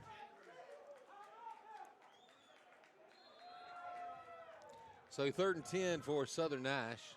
You can tell it's the first game for everybody here. Oh, yeah.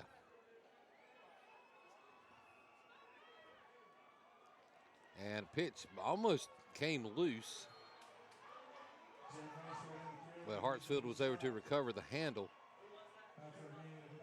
The gain of only a couple on the play is going to bring up 4th down and about 8.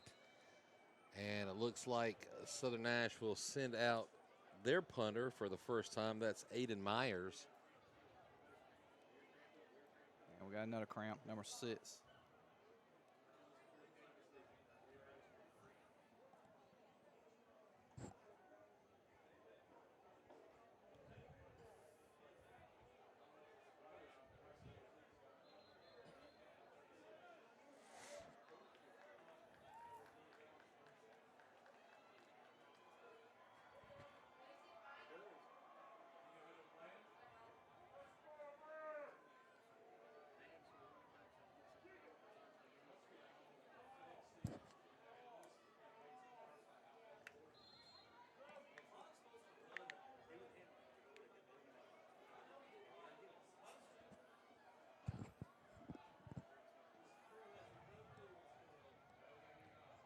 And the punt is away. It's a nice hanging punt.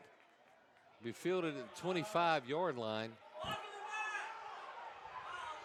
That's Jalen Moore on the return. No flags on the play. A lot of fans wanted There is a flag. There is a flag. There is a flag. Came in late, but that's a flag. It's going to be a block in the back. A nice return all the way to the 49, a 24-yard return, which is going to be called back on the penalty. Looks like a block in the back against the Knights. So again, a lot of self-inflicted pain here. And it's kind of going on for both teams. I need an actual penalty and penalty yardage count from the first half. But it had to be rather high.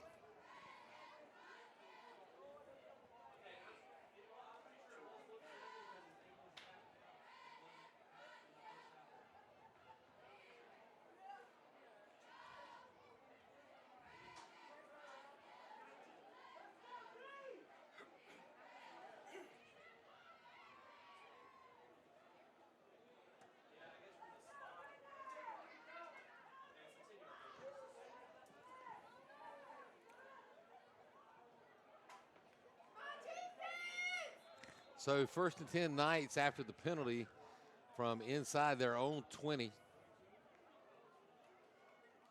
And the design quarterback keeper hit hard at the line of scrimmage by Riggins. Wrapped up underneath by Caden Day. So no gain on the play there for the Knights.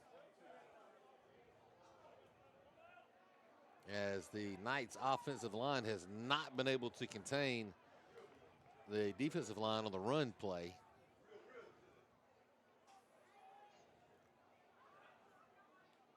Southern Nash leading 21-14. Perry looks to pass. The screen pass is complete. Still on his feet, slipping a couple of tackles, is LeEric Cooper. So yards after contact again for Cooper. Makes what could have been a small gain, a gain of about 6, and it brings up 3rd down and 4 for the Knights.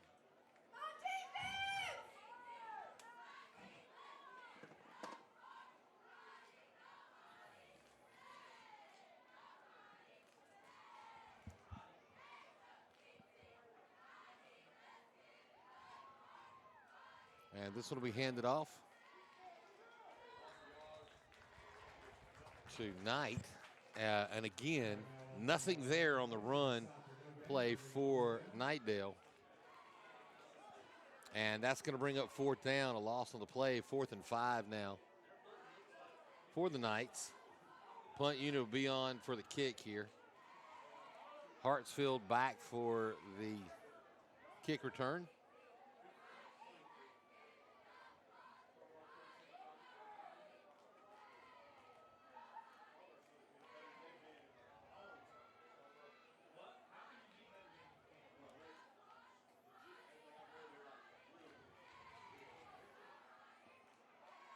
And there will be a return as he picks it up on a two-hopper.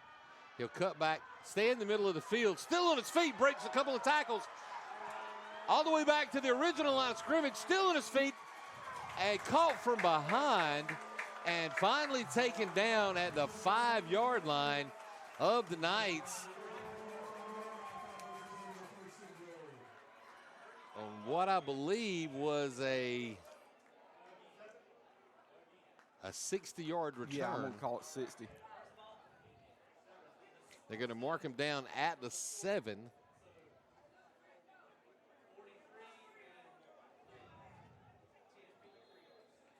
So that was actually a 53-yard punt return for Hartsfield, and a very short field to work with here for Isaiah Battle and the Firebirds.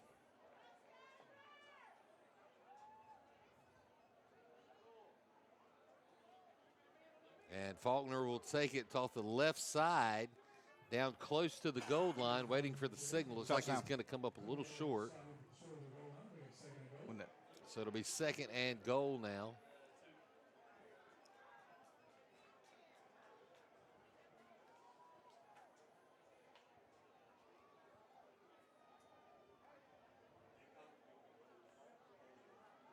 Now the head umpire gave the touchdown symbol, but I didn't see that. I saw one hand go up.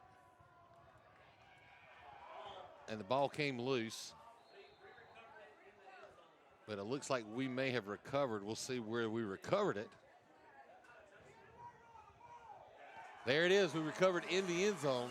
touchdown. Touchdown, Southern Nash. Baker on.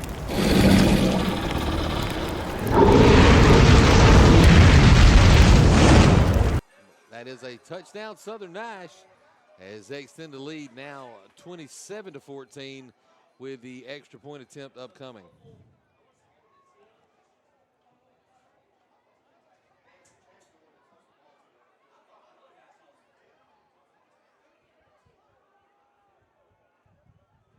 And Southern Nash will go for 2.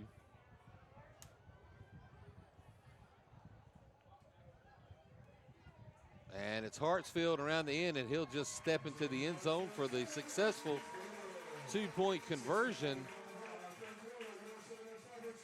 And with that, it's 29-14. Southern Nash back in a 2-score lead.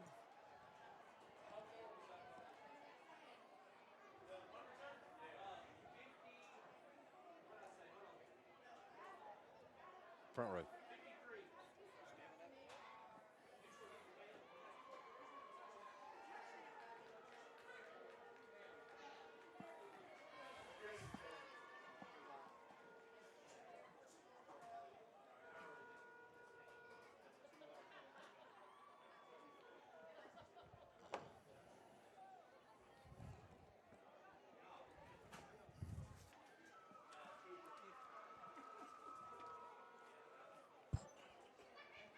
Sorry about that, a little distracted with some technical difficulties here. Tonight's game is sponsored by Vandermark Side Farms and Baker Pro Construction, sponsoring tonight's scoreboard. So with 6:04 remaining in the third period up on the Baker Pro Construction scoreboard, Southern Nash leads 29-14.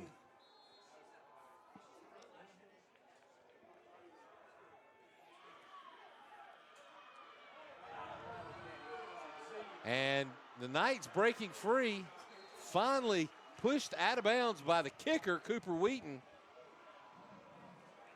And I believe that was Jalen Moore on the return. So a big play there for the Knights.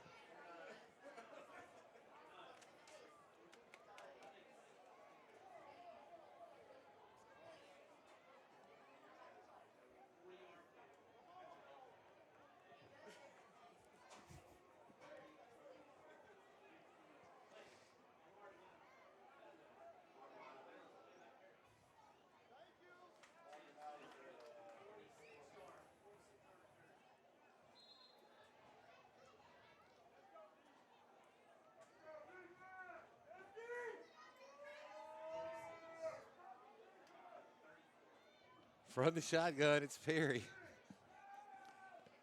He's got a man open downfield. He overthrows it. They're going to throw a penalty flag. That needs to be pass interference, offensive pass interference. What? So the third pass interference call of the night.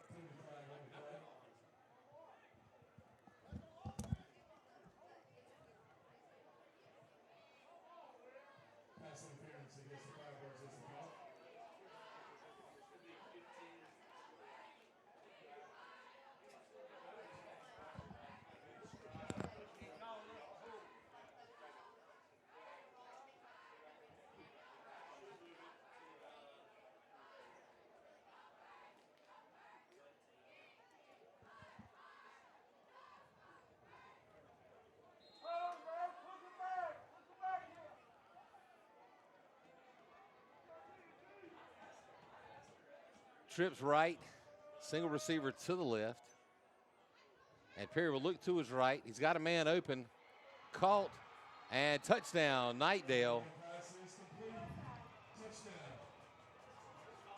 And just that quick, it's back to a one-score game with the extra point attempt upcoming.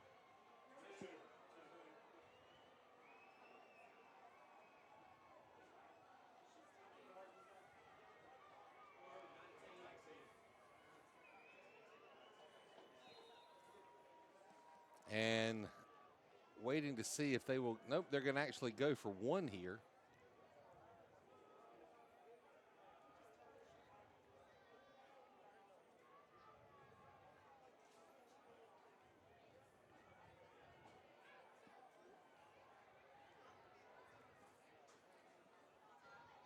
Oh, the low snap. It's fumbled. The holder will look to get into the end zone. Throws a pass to nobody. And so the extra point attempt is no good. And the score remains 9-point lead, 29-20, Southern Nash over the Knightdale Knights. And that's actually a really big play because that makes it a two-score game still for the Knights.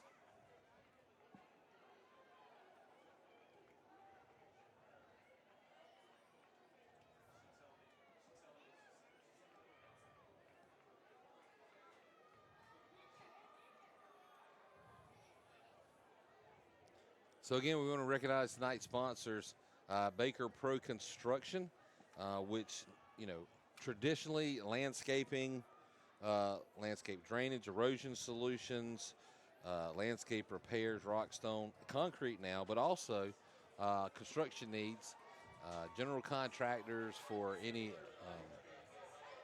home repairs. They do residential and commercial. For any of your pro construction needs, contact Dan Baker at 252-314-3639. And also Vandermark Side Farms, year-round natural grass farm growing operation for over 35 years, serving central and eastern North Carolina. They've always been a premier provider of natural grass and side products to the landscape industry, athletic fields, and commercial developments. Contact Vandermark Farms at 252-437-1501 for your natural grass needs.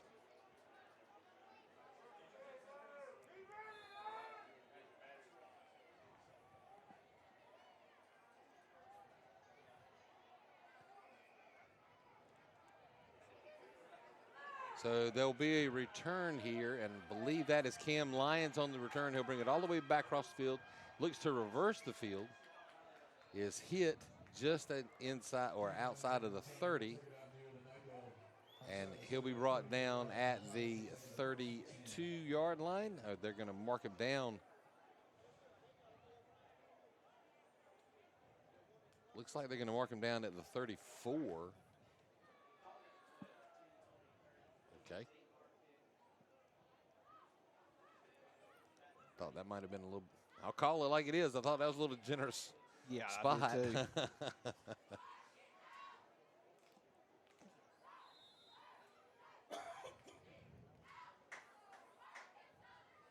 But with the penalties and everything that's going on tonight, I'm not sure how much of an advantage a couple of yards on a spot's going to be. And there you go. select with the Firebirds at 5-yard penalty, make it first and 15.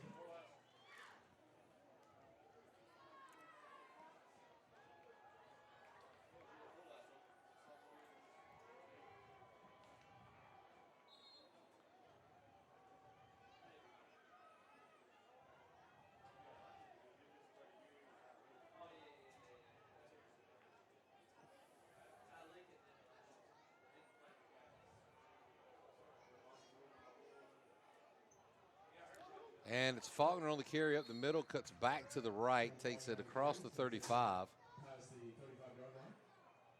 Marked down at about the 36.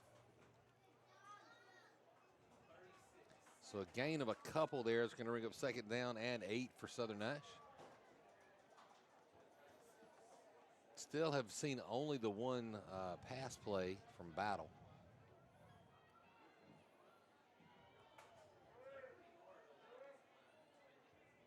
And Faulkner again on the carry. Will try to stretch it. They're going to call him down on the ankle tackle. Mark him down at about the 39.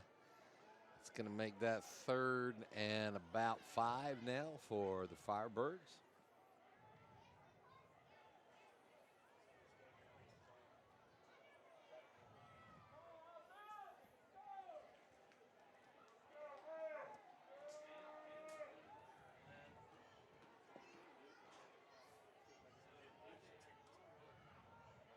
And Jaden Hartsfield looks to the right, tries to cut it back upfield and does. And I think that's going to be enough to move the sticks again. And it is 1st and 10 for Southern Nash from their own 46-yard line.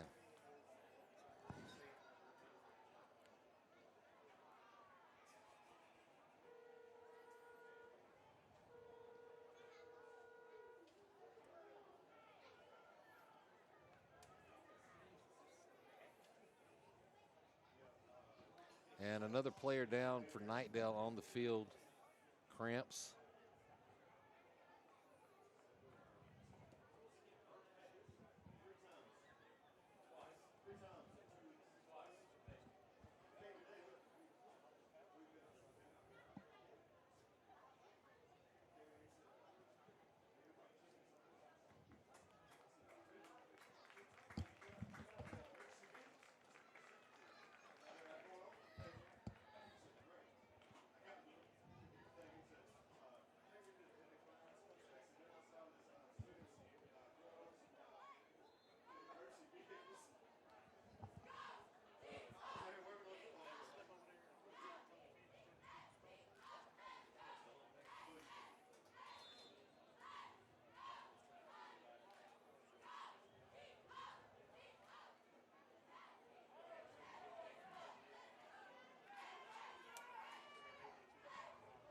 Battle under center. And a pitch to Cam Lyons. He'll cut it back in the middle. He's got room to run. Breaks away. One man can catch him. Turning the speed on all the way to the house. Cam Lyons, touchdown.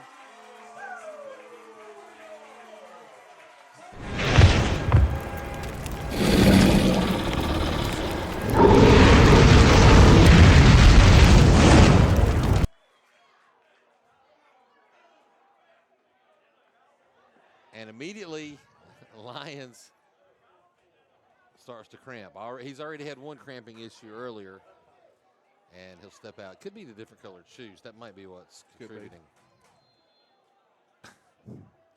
I'm just way too old school.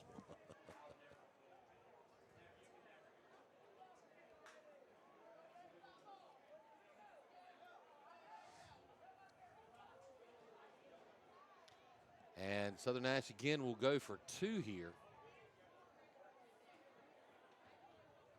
to maintain the multiple score lead. However, this time it is unsuccessful as J-Rock is caught in the backfield and Hartsfield thrown for a big loss.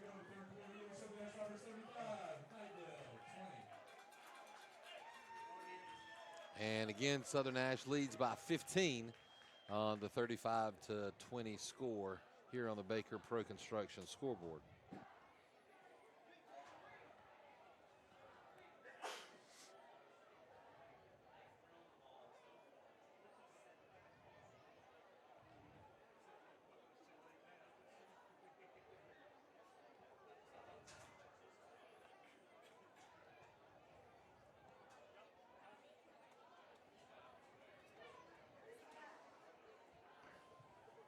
Ladies and gentlemen,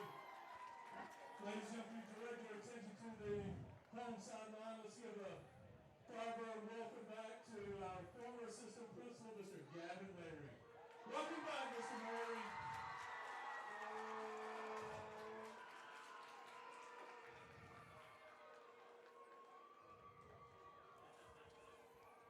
And Aiden Myers on for the kickoff. He had an onside kick earlier. We'll see if he's going to punch it this time. He's lining up for what looks to be a short kick. And it is an onside kick. The ball's loose, but Knightdale will recover. And it'll be Knightdale ball, 1st and 10 from their own 48-yard line. Well, caught the 47. So great field position. Not exactly. I believe I would have tried to back them up a little bit and made them earn it. But there again, 1st and 10, Knightdale, right at midfield. 3:42 remaining in the third, and a 15-point lead for the Firebirds. They cut it back to one score a couple times. Actually had the lead early. Don't know if I'd be as trusting and put him in that good a field position. Yeah. But that is very trusting of your defense. And they get in quick, slips away, completes the pass down the field, and I believe that is Jalen Moore on the catch. Penalty flag back at the line of scrimmage.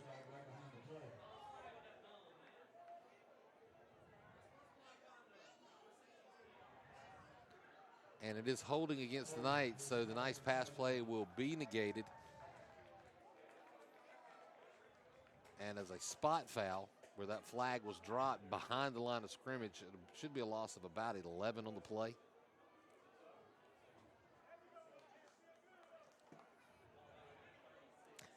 So that's going to, it won't be a loss of down, but it'll be 1st and about 21.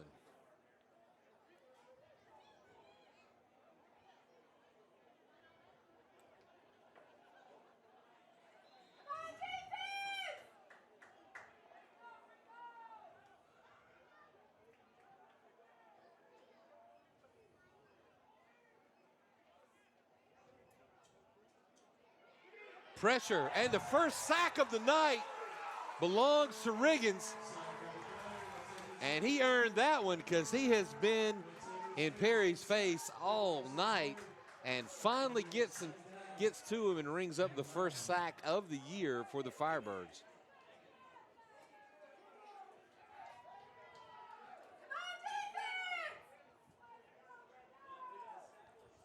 So to add to the loss on the play, brings up that should be 3rd down. No, they didn't lose it down ago. So it's 2nd down and about 31.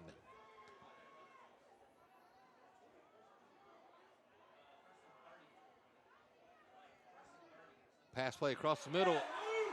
Catches, and Luke Faulkner ready to jump on that. No, as a matter of fact, a loss of about another yard on the play will really back up Knightdale.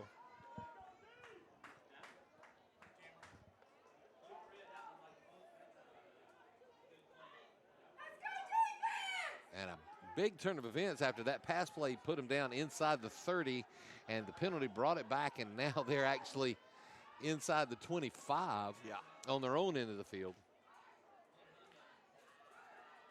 Pressure again. Perry slips the tackle. He'll take it on his own, try to turn something into something. Takes it out to the 40-yard line. So a big gain on the play, but still going to be about 17 yards shy of the 1st down. And that's going to bring up 4th down and long for the Knights.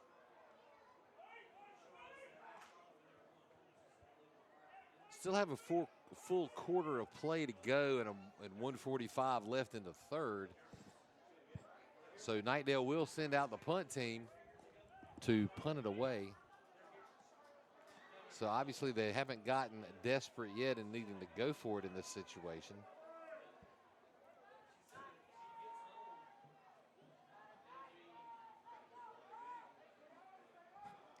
Play clock down at 4. And they're in danger of losing another 5 yards, and that's exactly what they're going to do.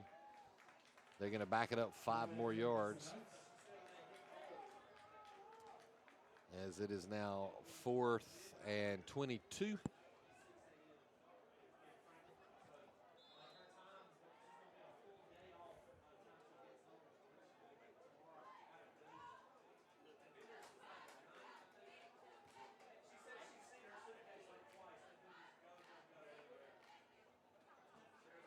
And the punt is away towards the sideline. It's actually going to, should come close to rolling out of bounds, and that's exactly what it's going to do. But a nice roll inside the 30, out of bounds at the 28-yard line. So not a bad punt there.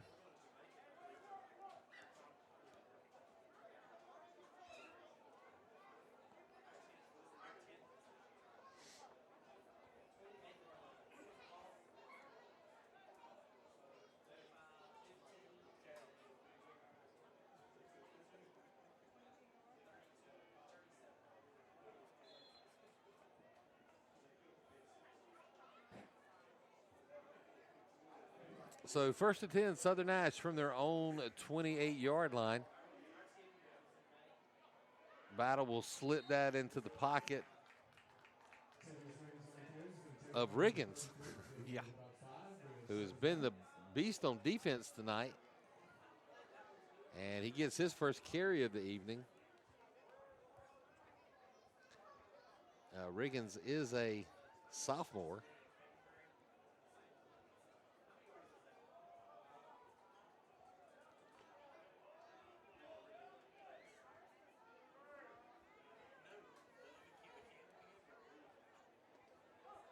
And Riggins again on the carry. He'll look around the right end, take it down to about the 39-yard line. That should be enough. First down. And they will move the chains. It's the Southern Nash first down. 1st and 10, Southern Nash. As we wind down in the final seconds of the 3rd. And it's obvious that Coach Batchelor has moved into burning up some clock here. And standing on this 15-point lead that the Firebirds now own.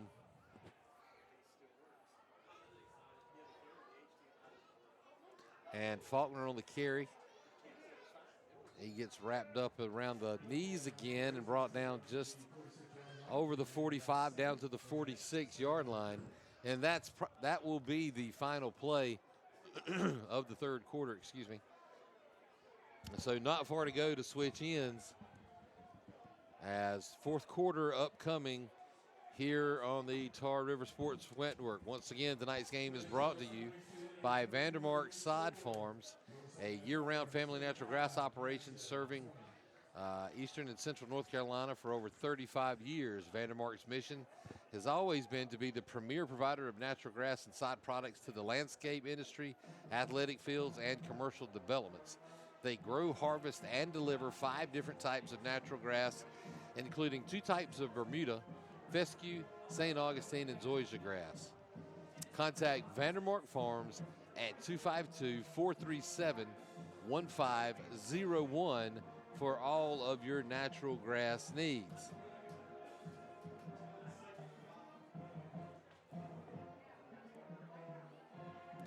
Of course, we here at the Tar River Sports Network want to thank Vandermark Farms and Mr. Keaton Vandermark, who were one of the original sponsors here back in 2019 when we started the whole live stream, and through the COVID years, and we've been able to bring you Southern Nash football. We've seen a lot of kids move on to the next level of in their careers, playing college sports, and pleased and proud to have been able to offer that to all of the fans that either couldn't see the game, lived far away, or some came to the game and watched it at home. I know Todd Faulkner, Luke Faulkner's dad, has a big watch party after the game. He gets a bunch of kids over to the house, and they sit around, and I guess they eat pancakes and breakfast or whatever they do, and then they watch back in the game. So shout out to Todd, keeping these kids together, family after family. So First and 10, Southern Nash from the 50-yard line. I think they had an extra player on the field, so did Knightdale. Flags come into play. And they should have let that play kept on going, but they didn't. Yeah.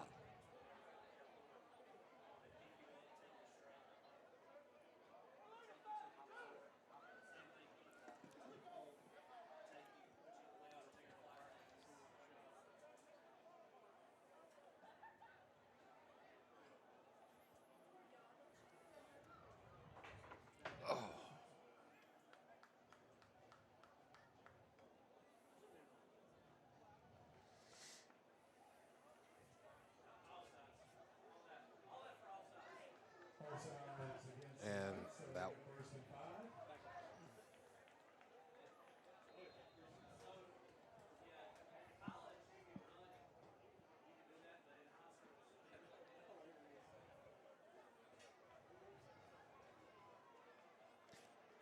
So after the penalty, 1st and 5 now for the Firebirds. And Cam Lyons will look around the left end. He cuts back into the middle down across the 35 down to about the 33-yard line. Lions having a very good night. And it'll be a Firebird first down. I think this is pretty much all we're going to see the rest of the night. A lot of ground and pound, running out that clock. Just killing time. Score update in the 4th quarter. Tarboro leading Rocky Mount 20-16. Only a 4-point lead. Wow. And Riggins takes it around the right side and bulldozes his way across the 25-yard line. And it looks like that's where they're going to mark him down at the 25. Also a score update in the 4th quarter. Rose has come back only trailing Northern Nash by 6, 26-20.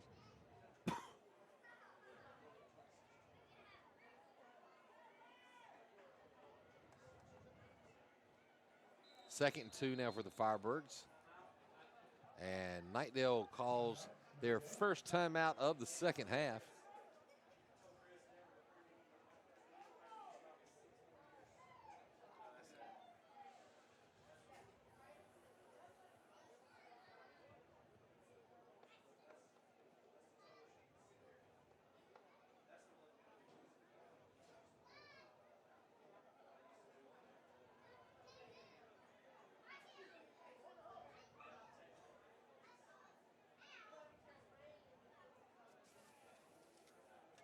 And with this timeout, we'll recognize again our scoreboard sponsor for the night, Baker Pro Construction.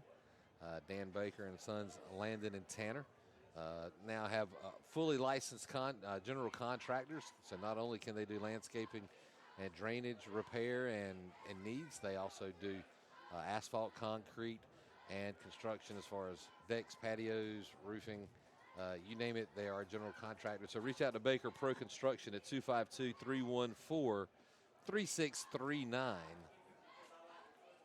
That's Baker Pro Construction, another longtime sponsor of the Tar River Sports Network and Southern Nash football, Southern Nash athletics in general. Another flag on the play. It's going to be a false start against Southern Nash. They'll give the 5 yards right back to Knightdale.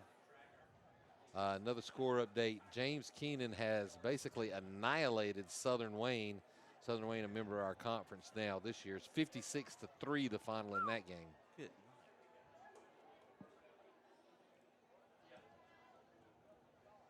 Of course, we face both of those teams later this year.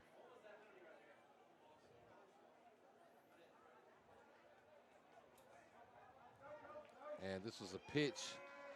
Nice lead block by Isaiah Battle on that. I saw him step in there. And that was Jaden Hartsfield who'll take it down to about the 20-yard line and get another first down for the Firebirds as we approach 10 minutes to go in the game. Southern Nash with a 15-point lead, and Coach Batchelor basically resolved to eat up this clock, keep it on the ground, avoid the turnover. And Hartsfield again, he'll look to the outside, cut back in, Flag comes in. That's going to be right in the area of a hold.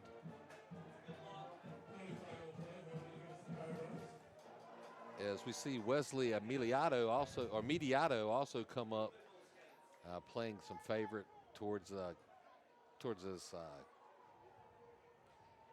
right calf. So possibly some more cramping there, walking it off at the current moment.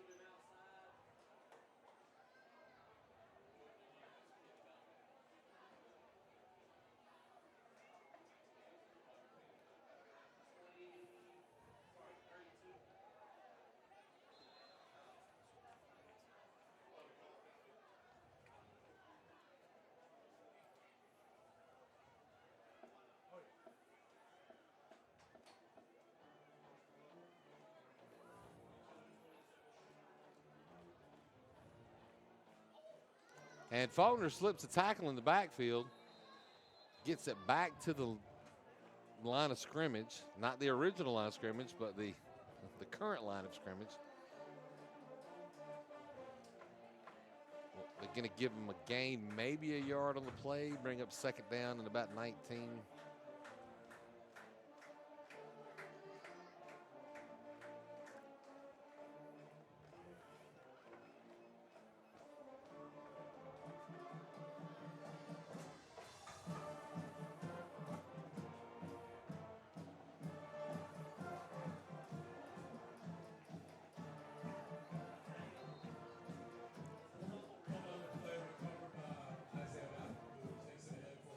Isaiah picks up on the fumble and then carries it ahead on a short rush to save a busted play.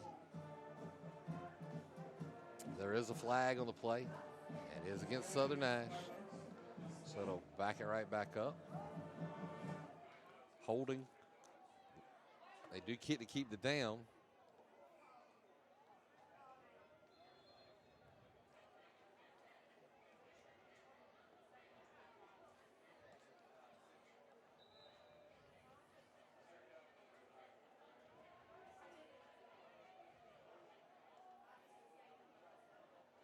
So second down and long now for the Firebirds. 21 to be exact.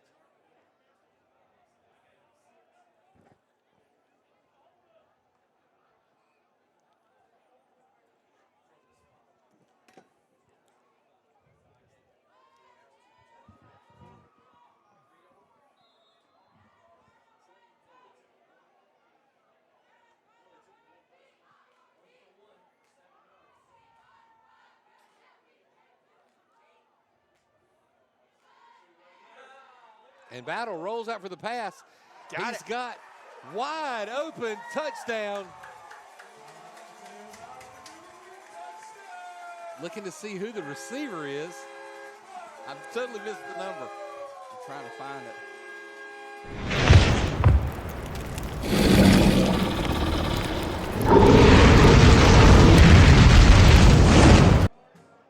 It's like 27. I can't make it out.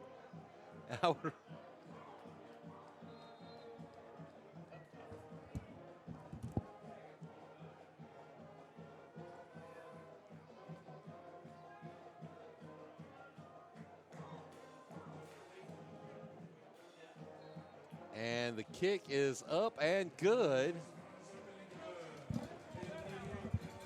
It was Cooper Wheaton. I thought it was Cooper Wheaton. I thought 87. Because not only does he kick, he's a tight end. I had to go over to the statistician, Doug Pace, and ask him to verify it for us.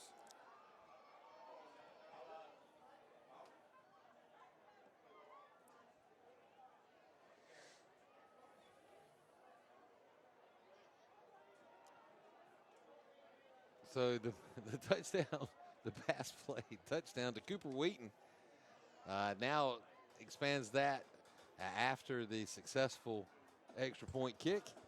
Southern Nash leads 42-20 over the Knights with 8:48 remaining in the game.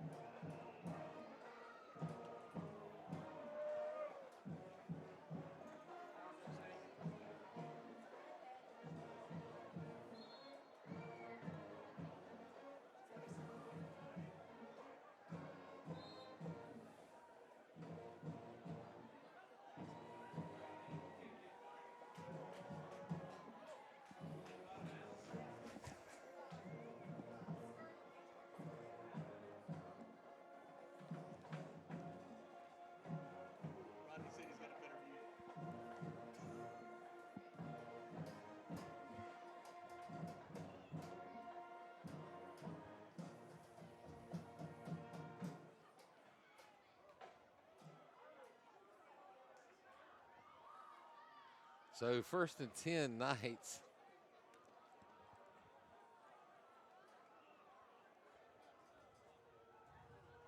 From their own 35-yard line, following the kickoff.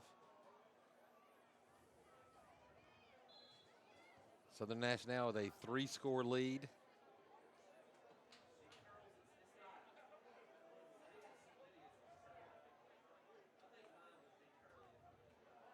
Perry back to pass. Nice pass downfield, caught. And that catch is complete to Dawson Mack, who's still on his feet and takes it down well into Southern Nash territory inside the 35-yard line. They're actually going to mark him down on the 35. And I believe that may be Cam Lyons down again with the cramps.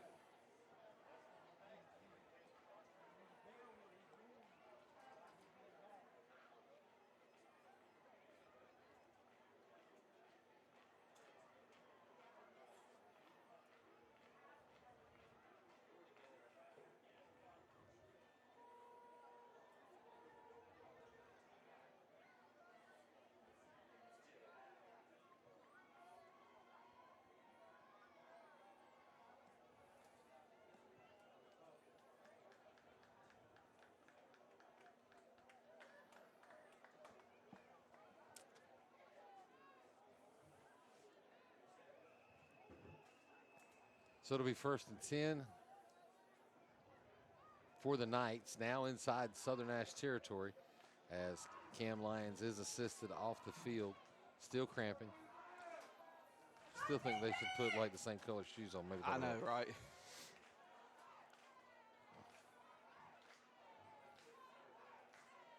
As they wait for him to clear the field.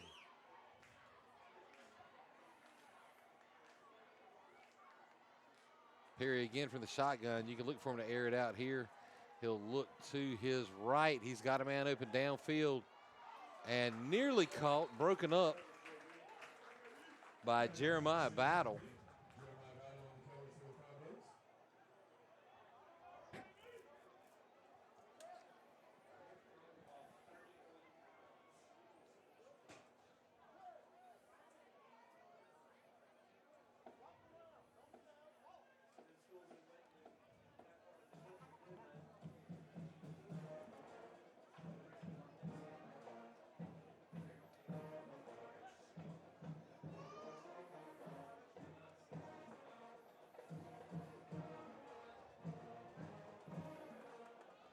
Perry again with pressure, and that was intercepted. Oh, he dropped it. Nearly intercepted by Jordan Jones. He's got to sell that better, man. Yeah, I mean, hold on to that, act like you caught it. I mean, it looked like it was caught. But we don't have instant replay here in high school. I mean, got to sell that one, guy. Don't just give up on to start beating the ground. Sell that thing. Sell it.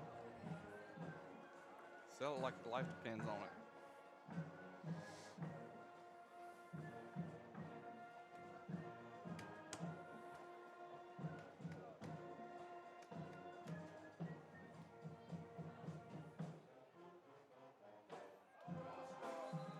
False start.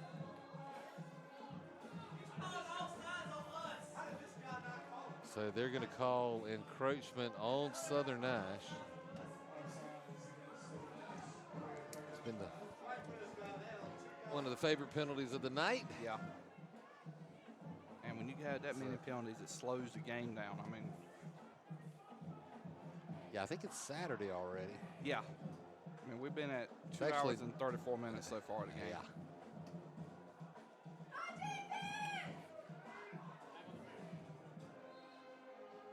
Another flag.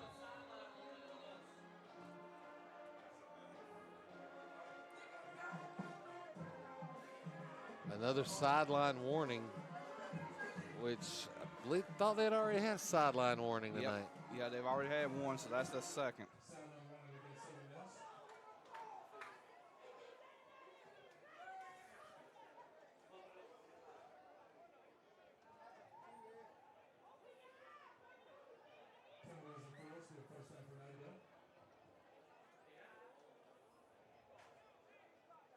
So with that penalty, it'll be 1st and 10 for the Knights from the 25-yard line of Southern Nash. Pressure again.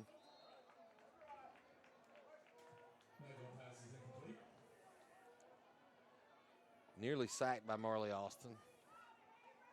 Did get a rush and a knockdown. Pass incomplete. It's going to bring up 2nd down and 10.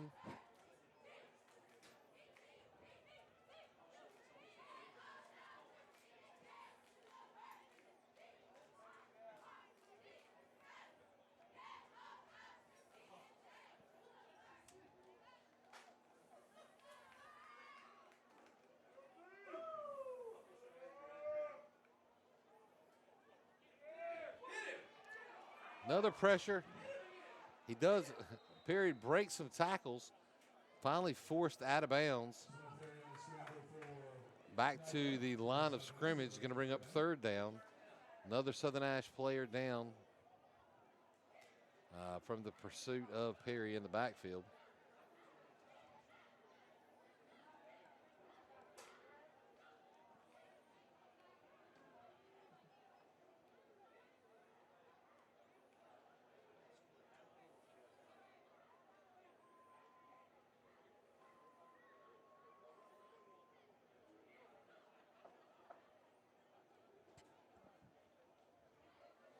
This one may not be cramping as I see Coach Batchelor making his way across the field to check.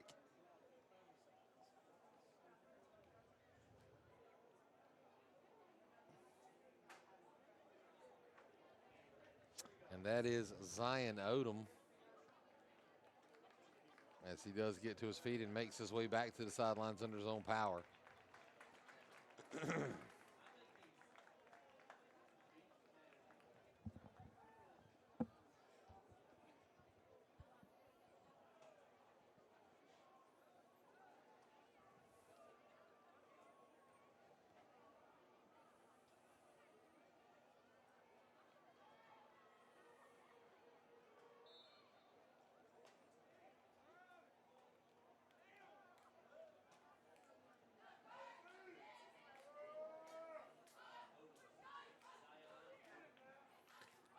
And pass intended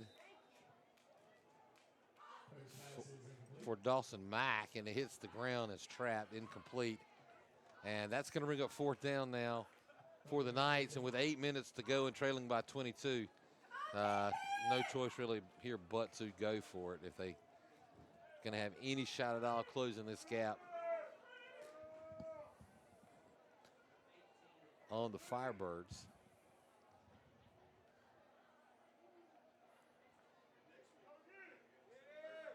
And Perry's back to pass. No pressure. He'll look to the back of the end zone. The intended receiver was Dawson Mack, and that's going to be incomplete. And for the 2nd time tonight, Knightdale will turn the ball over on downs. And Southern Nash will take over 1st and 10 from their own 25-yard line. So I have a feeling that we're going to see this game chasing a moth in here.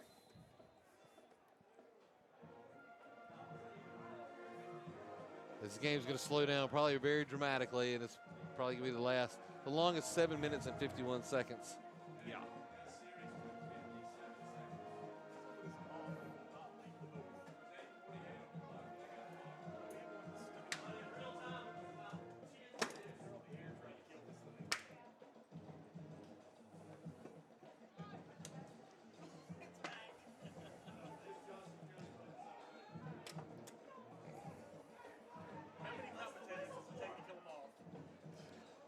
Another penalty flag.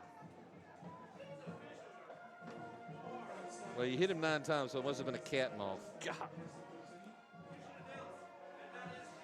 That penalty, I've just heard a stat called out. That was the 19th penalty called against the Firebirds tonight. Not sure what the count is on Knightdale.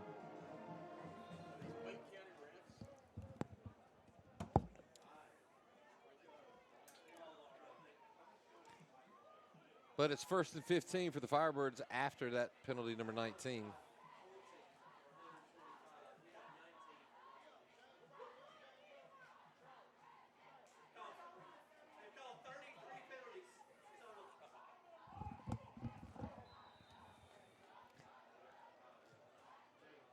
That was carried by Jaden Hartsfield. 33 penalties. Gain of about 6 on the play is going to bring up 2nd down and 9. 33 penalties this game. 19 for Southern, 14 for Knightdale.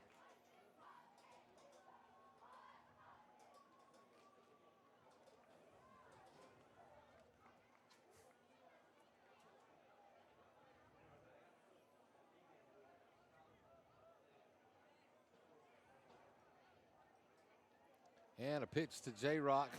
Well, look around the right side. He's breaking free of the crowd. Still on his feet. Finally tripped up as he crosses the 50-yard line.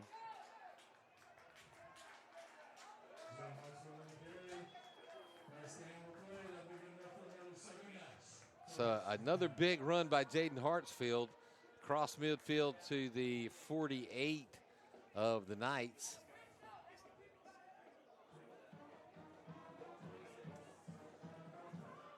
As the clock continues to run, 6:40 and counting in the game. Southern Nash comfortable 22-point lead at 42-20 over the Knights. So this could be a padding of the stats here for some of these running backs for the rest of the way.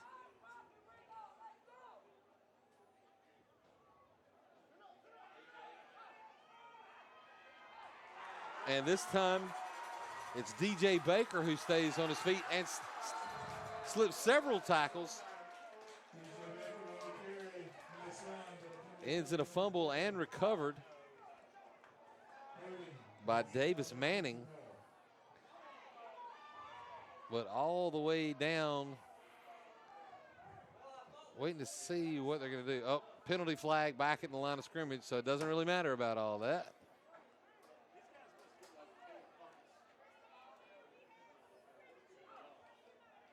Is this the most penalties you've ever seen in a game? It's been a lot. Yeah. Can't say it's the, I'm not going to swear it's the most, but it's been a lot. And we're at 2 hours and 43 minutes right now.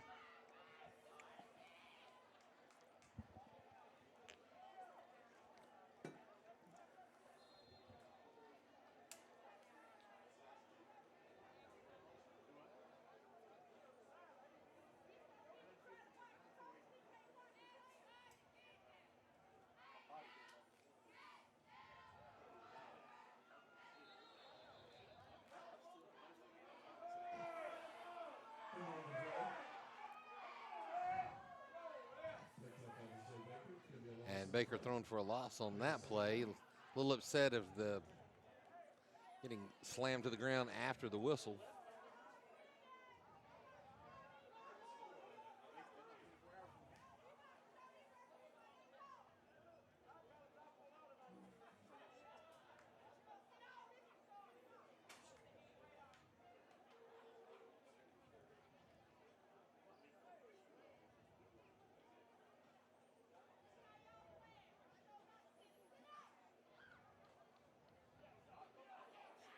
And Baker again on the carry, back out to the 45.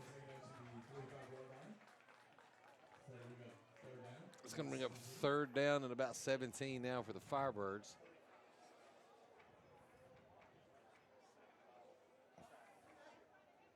So Southern Nash needs a pretty good conversion right here on 3rd down to keep this clock going and get this things wrapped up and squared away. We'll see what Batchelor decides to do here.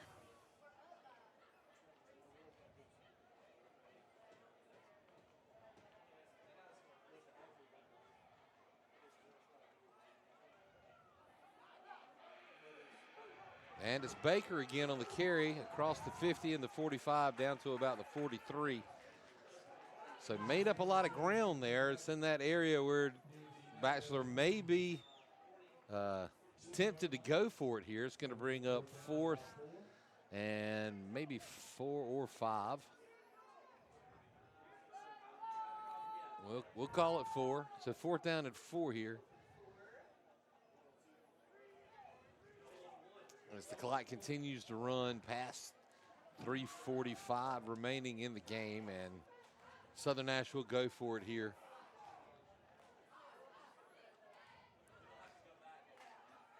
Of course, I feel like if they convert here, this game is pretty much going to go to the end.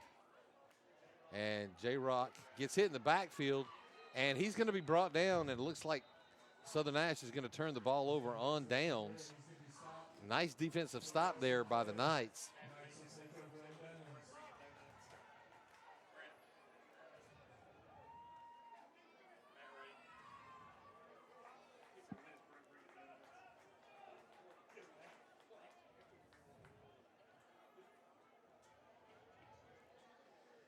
And so Knightdale will take back over 1st and 10 from their own 43-yard line with 3:24 remaining and trailing Southern Nash by 22. I think this is going to be pretty much a pride thing here, just to kind of maybe try to close the gap. Yeah. 3 scores, 3 minutes and 20 seconds. Not impossible, but improbable.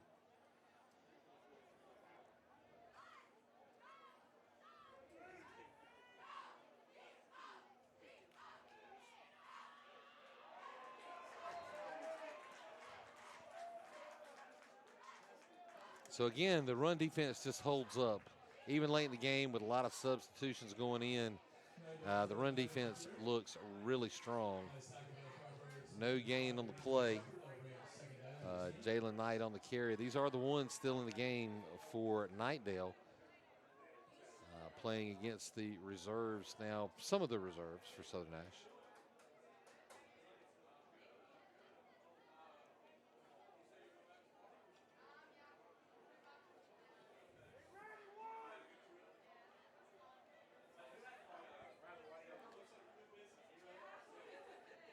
Perry from the shotgun, looking to pass.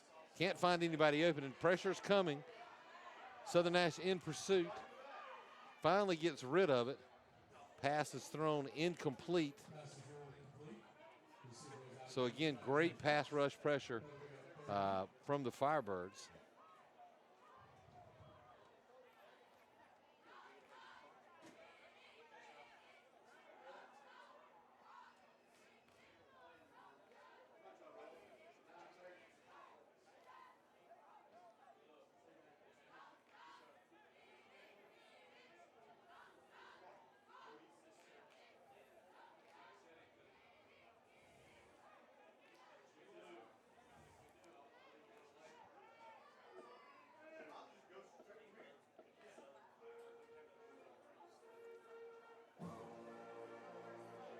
In trouble, looking, throws. Oh, he still made a catch. Wow. Oh, wow. But he's down at the 30. Are they calling him down, or? They're calling him down. He's at the 31.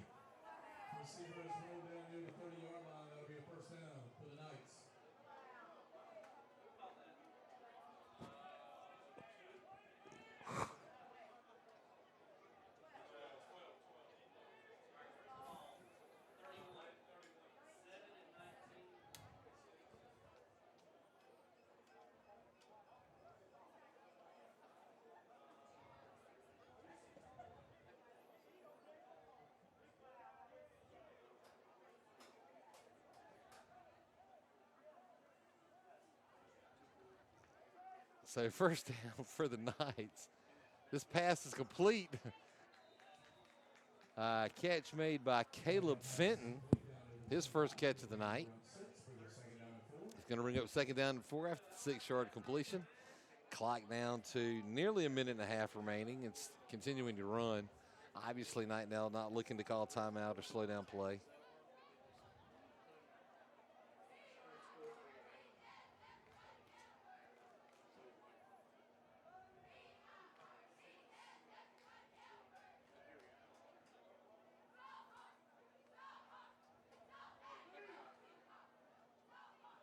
And Perry back to pass again. He's going to throw it deep. Got a man open in the end zone. And touchdown Knights again. That's LeEric Cooper on the touchdown catch. And that seems to be what works for the Knights.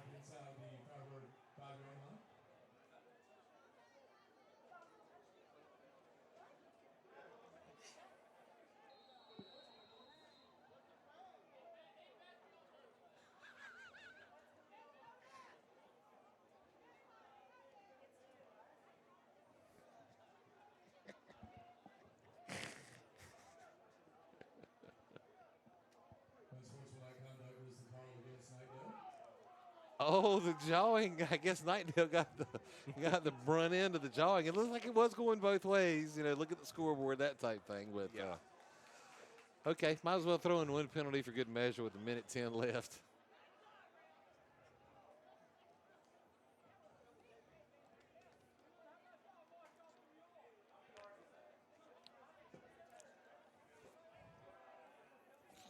Spilled drink all over myself. I can't hit my mouth.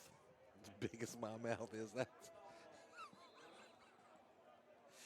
You can tell we're Yeah, we're a little tired, man. It's running into the evening. 2 hours, 51 minutes so far. I've started texting people sitting out in the stands. Just see what's going on down there. And the Yankees lost 1-0. I'm sorry. I don't like the Yankees.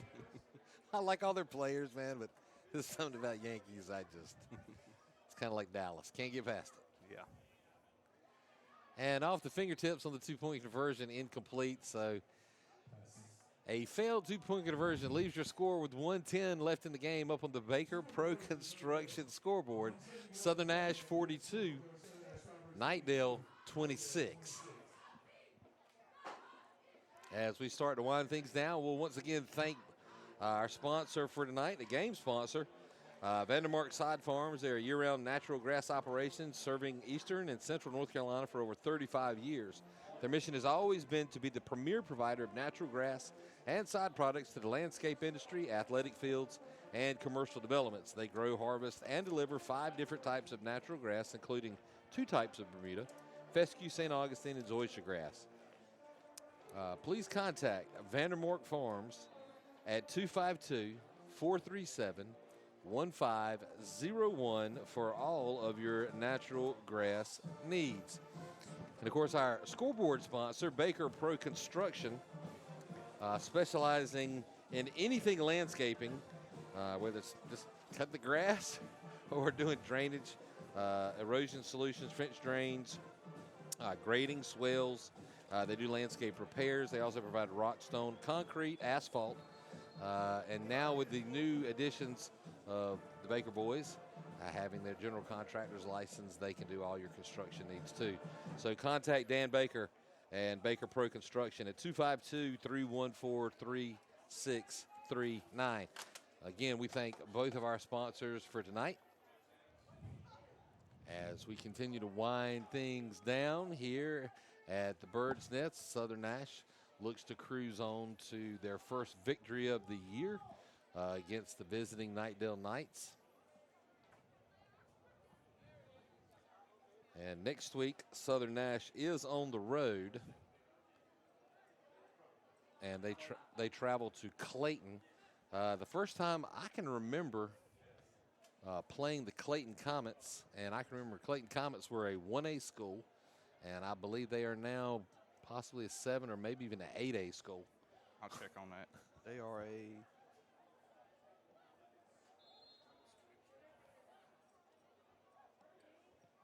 And Knightdale with the onside kick. It is recovered by Southern Nash, and I'll give you the person who recovered here just shortly.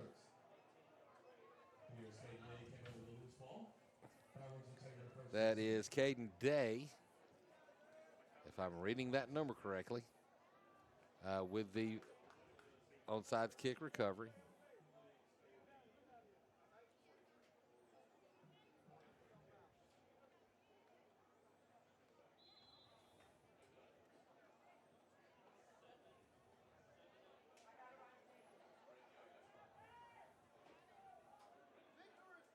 And offensively, the ones are still in for Southern Nash, but it looks like they are going into victory formation as Isaiah Battle, the junior quarterback, will take a knee, and the clock will run down. They're probably going to have to do that one more time, and that'll bring things to an end. Once again, this is Brent Cohn alongside Kenneth Fly here live on the air at the Bird's Nest and Stanhope at Firebird Stadium. Tar River Sports Network, and we enjoyed bringing you this, and we'll be bringing you all of the home games this season. You can also tune in and watch the away games on Huddle TV. Unfortunately, the other schools won't allow the live commentary If they do, obviously Kenneth and I will join in and we'll be able to go and do that broadcast. If not, you can watch the silent movies and still see the Firebirds play. And that will bring it to an end here as Southern Nash takes the first victory of the season, 42-26 here at the Bird's Nest.